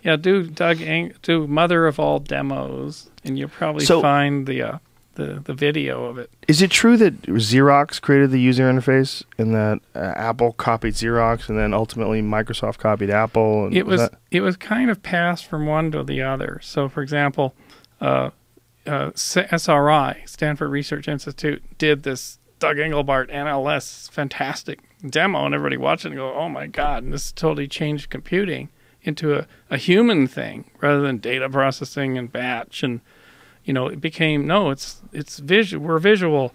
This is a tool for our minds. It's a tool for this is it right here. Yeah, this is it. It's an hour and a half long though. So. Yeah, scroll around and you can see Doug. You can see Doug. Oh, there he is. Oh, wow. I see that thing and on the right. What year is this? See that? 1968. 68. So look at that. That looks exactly like the mouse that's at the DigiBarn right now. That's remarkably similar to what a lot of people use today. And look at the keyboard, and I think Steelcase or somebody did that thing, and the key set allows you to chord key movements like accelerated things. Wow. And then on screen, he has clickable text. He's got a video window that a guy appears from SRI transmitted live video. Look at this. Look at this. That's him? Yeah, that's one of the engineers at SRI. So he's got live video on his screen? Yeah. That's insane. And What this year is this? This is 68. And this 68, he had this is live video on a screen. Yeah, and this is beamed in a big auditorium in San Francisco at a conference, and everybody in the audience is going, "Oh my God, this is computing. This is interacting with people." And so That's he's insane. clicking. See the cursor? You can just sort of barely see it. He's moving around. He's clicking on things. They're pulling up data. They're doing searches and That's recipe amazing. lists. And so everybody looked at this and said, "Oh my God!" And so Xerox Palo Alto Research Center kind of had a bunch of people from Doug's group. And then they built the first networked personal computer, the Ethernet, and all that stuff in the 70s. And you're right. In walked Steve Jobs and the group, and they kind of went, "Oh my God, that's the future of computing." And they created the Lisa and the Macintosh, and Bill Gates and the company looked at the Xerox Star and Alto, and Charles Simonyi, who was at PARC, came to Microsoft and created Microsoft Word based on him creating the first word processor at PARC. Wow. And then made $1 billion, right, and everything. But no, I mean, Xerox really did invent the future under Bob Taylor's leadership in the 70s. They just created the future, right? How did they drop the ball and go to copy machines? Well, it What was a bunch of dummies. a company full of copier heads that didn't understand what they were looking at. And so it walked out the door. Adobe came out of that. Well, how about everybody in IBM in the whatever it was when they said no one is going to want a computer in their house? Computer in their house. Yeah. What a fuck up. I mean, that was like the biggest bad call ever. Right. I mean, there were all these predictions that completely ridiculous. Completely ridiculous. In retrospect. But how could anybody know? Isn't that always the point? Is that like we're talking about, you can't predict a 2012 or a 2045. Yeah. You're just not going to. You're not going no to. one's going to see it. People are going to have some ideas, but ultimately the thing itself, like, no one ever thought the internet was going to be like so ubiquitous. Facebook or Right. message boards or Twitter, social media interaction the way we experience today. It's so unbelievably bizarre, this connection that we have to each other. It's so intense, and no one saw it coming. Like, no one for saw any of instance, it. just yesterday morning I got up and holy shit, I'm going to be on Joe Rogan. I'm going to just at least post your beautiful red-faced logo into my Facebook page and put it on a bunch of groups. It's available on a mug. It's available on a mug. So I just put this up.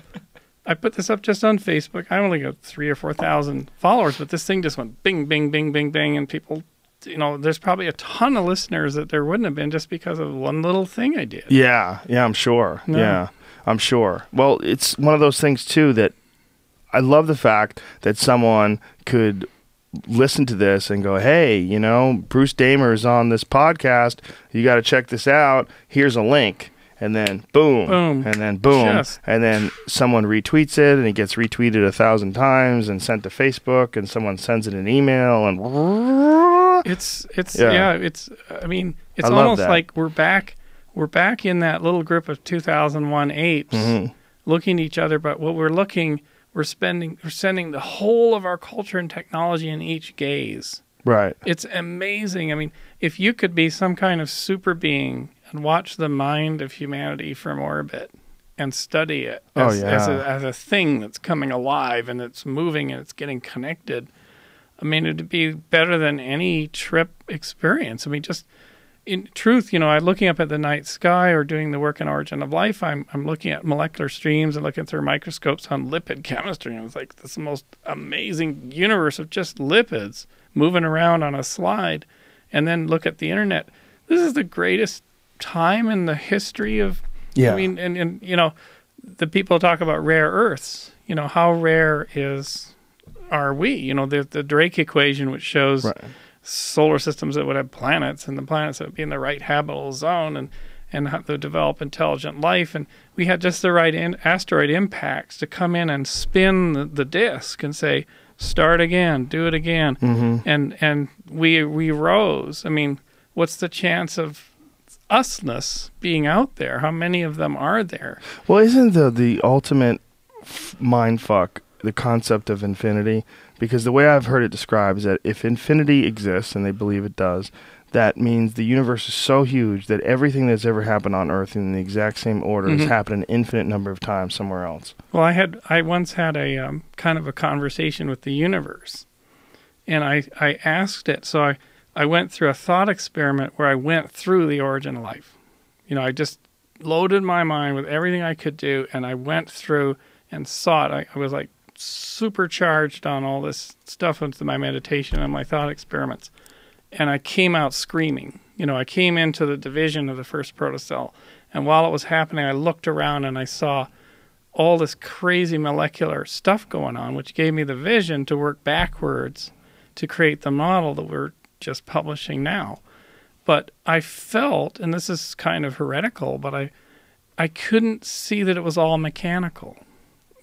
It seemed like there was something doing it. I mean, it was so complex.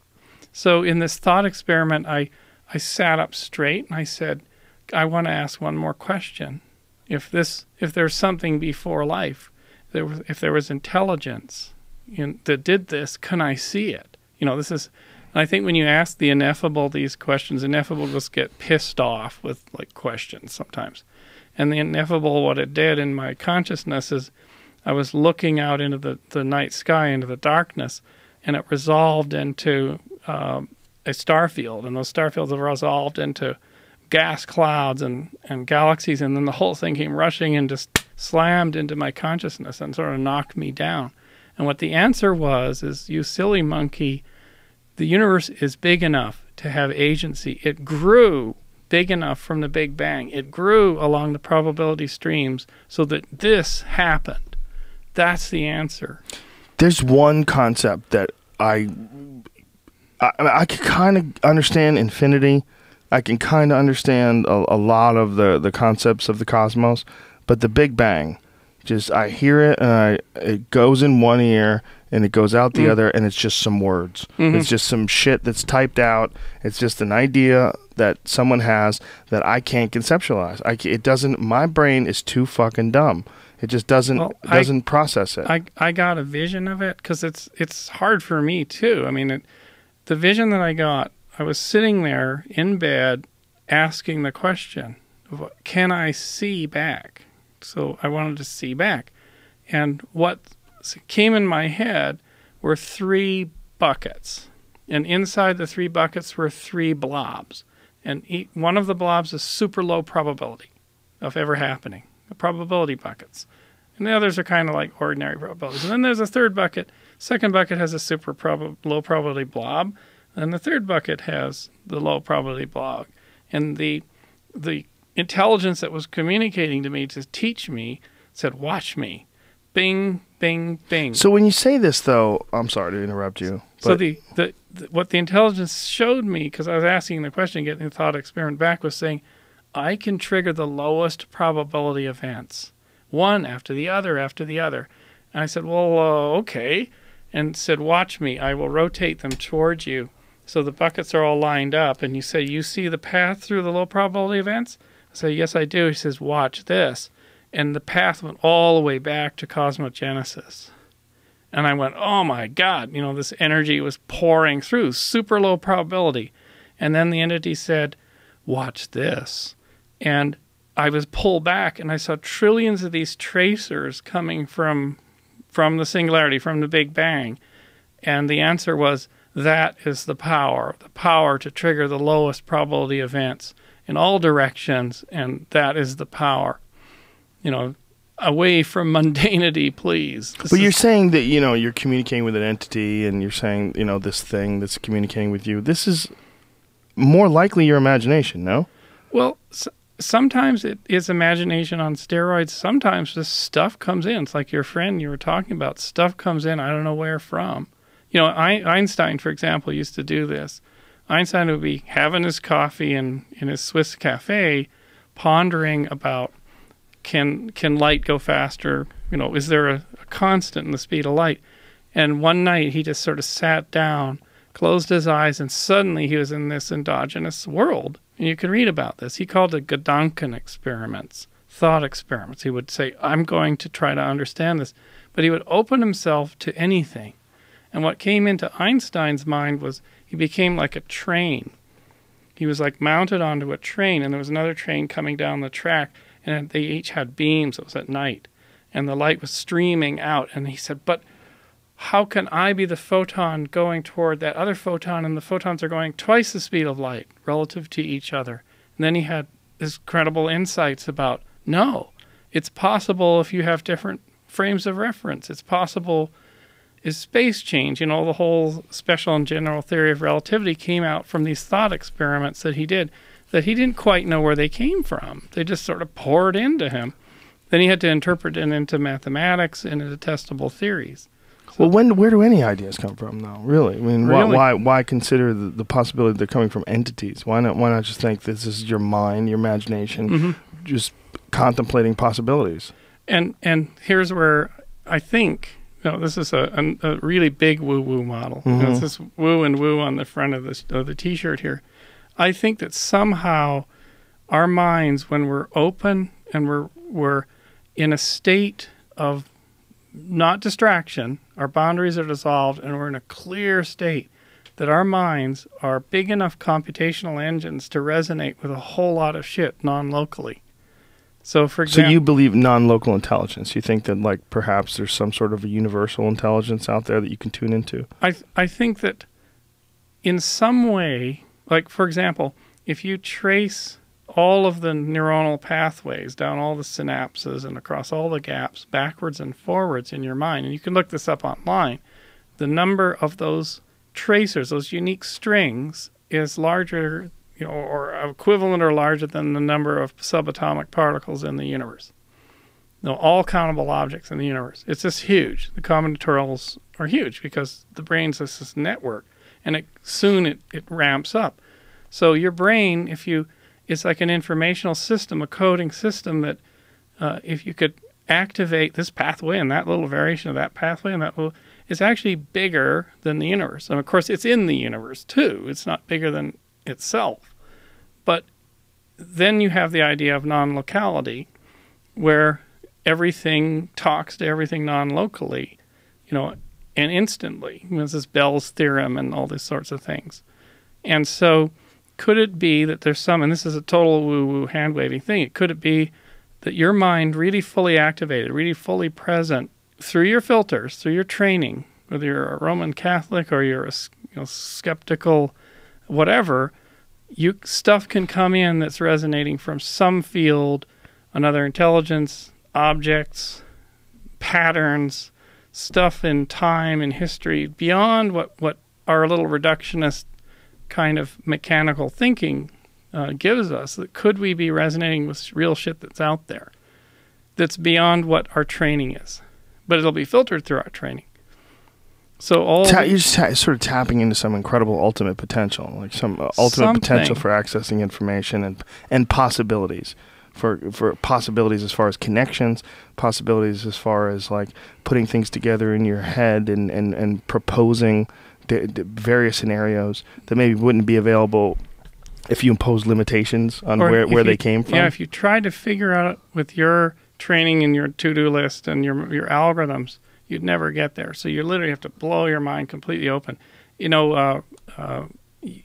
Graham Hancock gave a fantastic example on your show with him last month, which was a telescope, remember that, needs to change the shape of the lens in order for you to resolve and see stars and galaxies, right? So those people who never use telescopes say, well, you shouldn't have to perturb the mind to see what's out there. Well, they've never looked through a telescope. Right. So we should, as a species, realize we need to perturb our minds. Well, I always have a huge problem with people that say you shouldn't perturb the mind, because I don't see the negative impact of perturbing the mind, and I see a massive amount of positive. And then I see these people saying you shouldn't perturb the mind, and they haven't perturbed the mind. So I'm like, well, what are you talking about? Like, anyone who says that like psychedelic experiences are not valuable and hasn't had psychedelic experiences, I'm like, okay, we're just going around circles here. We're talking crazy. Like, you don't know whether they're valuable. Like, you're just totally guessing. Or they've never floated. Yeah. Or they've never done meditation. But what I think the beauty of psychedelic experience, the actual taking of a psychedelic is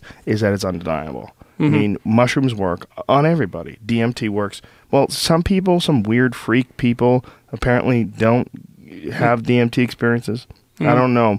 The problem is it's so illegal, and it's so difficult to tell. I don't think Strassman had any people that didn't find an impact for the intravenous DMT studies that he did at University of New Mexico. But I think that people that say it's not valuable and haven't experienced it, you're discounting just thousands, millions perhaps of people who have had incredibly valuable experiences doing it, and you're just saying you don't need it. Like, you're scared. You're scared. All these tribal cultures Yes. and that use that to initiate people into humanity, into human beingness. And I think from then your idea of endogenous access, it becomes very attractive, and it also becomes more plausible because people know that these states are reachable. Because I think without knowing, like, I remember the first time I had any psychedelic experience, the first really big one was a 5-MeO. Oh, I had a small mushroom experience, but the 5-MeO DMT experience, like, after that, I can remember really clearly thinking, well, now that I know that this is a possibility, I have to kind of rethink my spectrum. Everything. And so then one could see reaching these incredible states through some sort of endogenous method that maybe perhaps you would have never even given it the chance before. Yeah, and I think, if you look in African communities that used ibogaine as an initiatory experience, an ordeal or initiatory experience, they're trying to take those unformed youths that think they know everything, right? Yeah. And they're exposing them to something so massive that forces them to challenge their own internal state and come to terms with fears or other things and broaden themselves out. They're weaving their weft as a human being. When they come out of that, they're a member of the community, and they're trustable, and they look each other in the eye, and they have the depth. They're not children anymore, not juvenile anymore. And this is perhaps what was stolen from us when we lost our initiatory rights and was taken away by priests. It was taken away by corporations or maybe it's just a blip. I mean, maybe it's not taken away. Maybe it's just in our context of our lives. We look at 1,000 years being so long, but in the universe, it's nothing. It's a nothing thing. And if this state, the life of the earth, it's a nothing. It's a nothing. So we're like, it's been taken away from us. Like, nah, we're talking about it. It's not going anywhere. It's not going anywhere. It's back. We're celebrating its return. Yeah. Listen, we're out of time, but this is an amazing conversation. We could have 100 of these. I think we really could. We could. We could take the what if train to the end of Mars and back. And I would like to come back and bring you a bunch of artifacts, like that original mouse that you can play with on the show here. I would love that.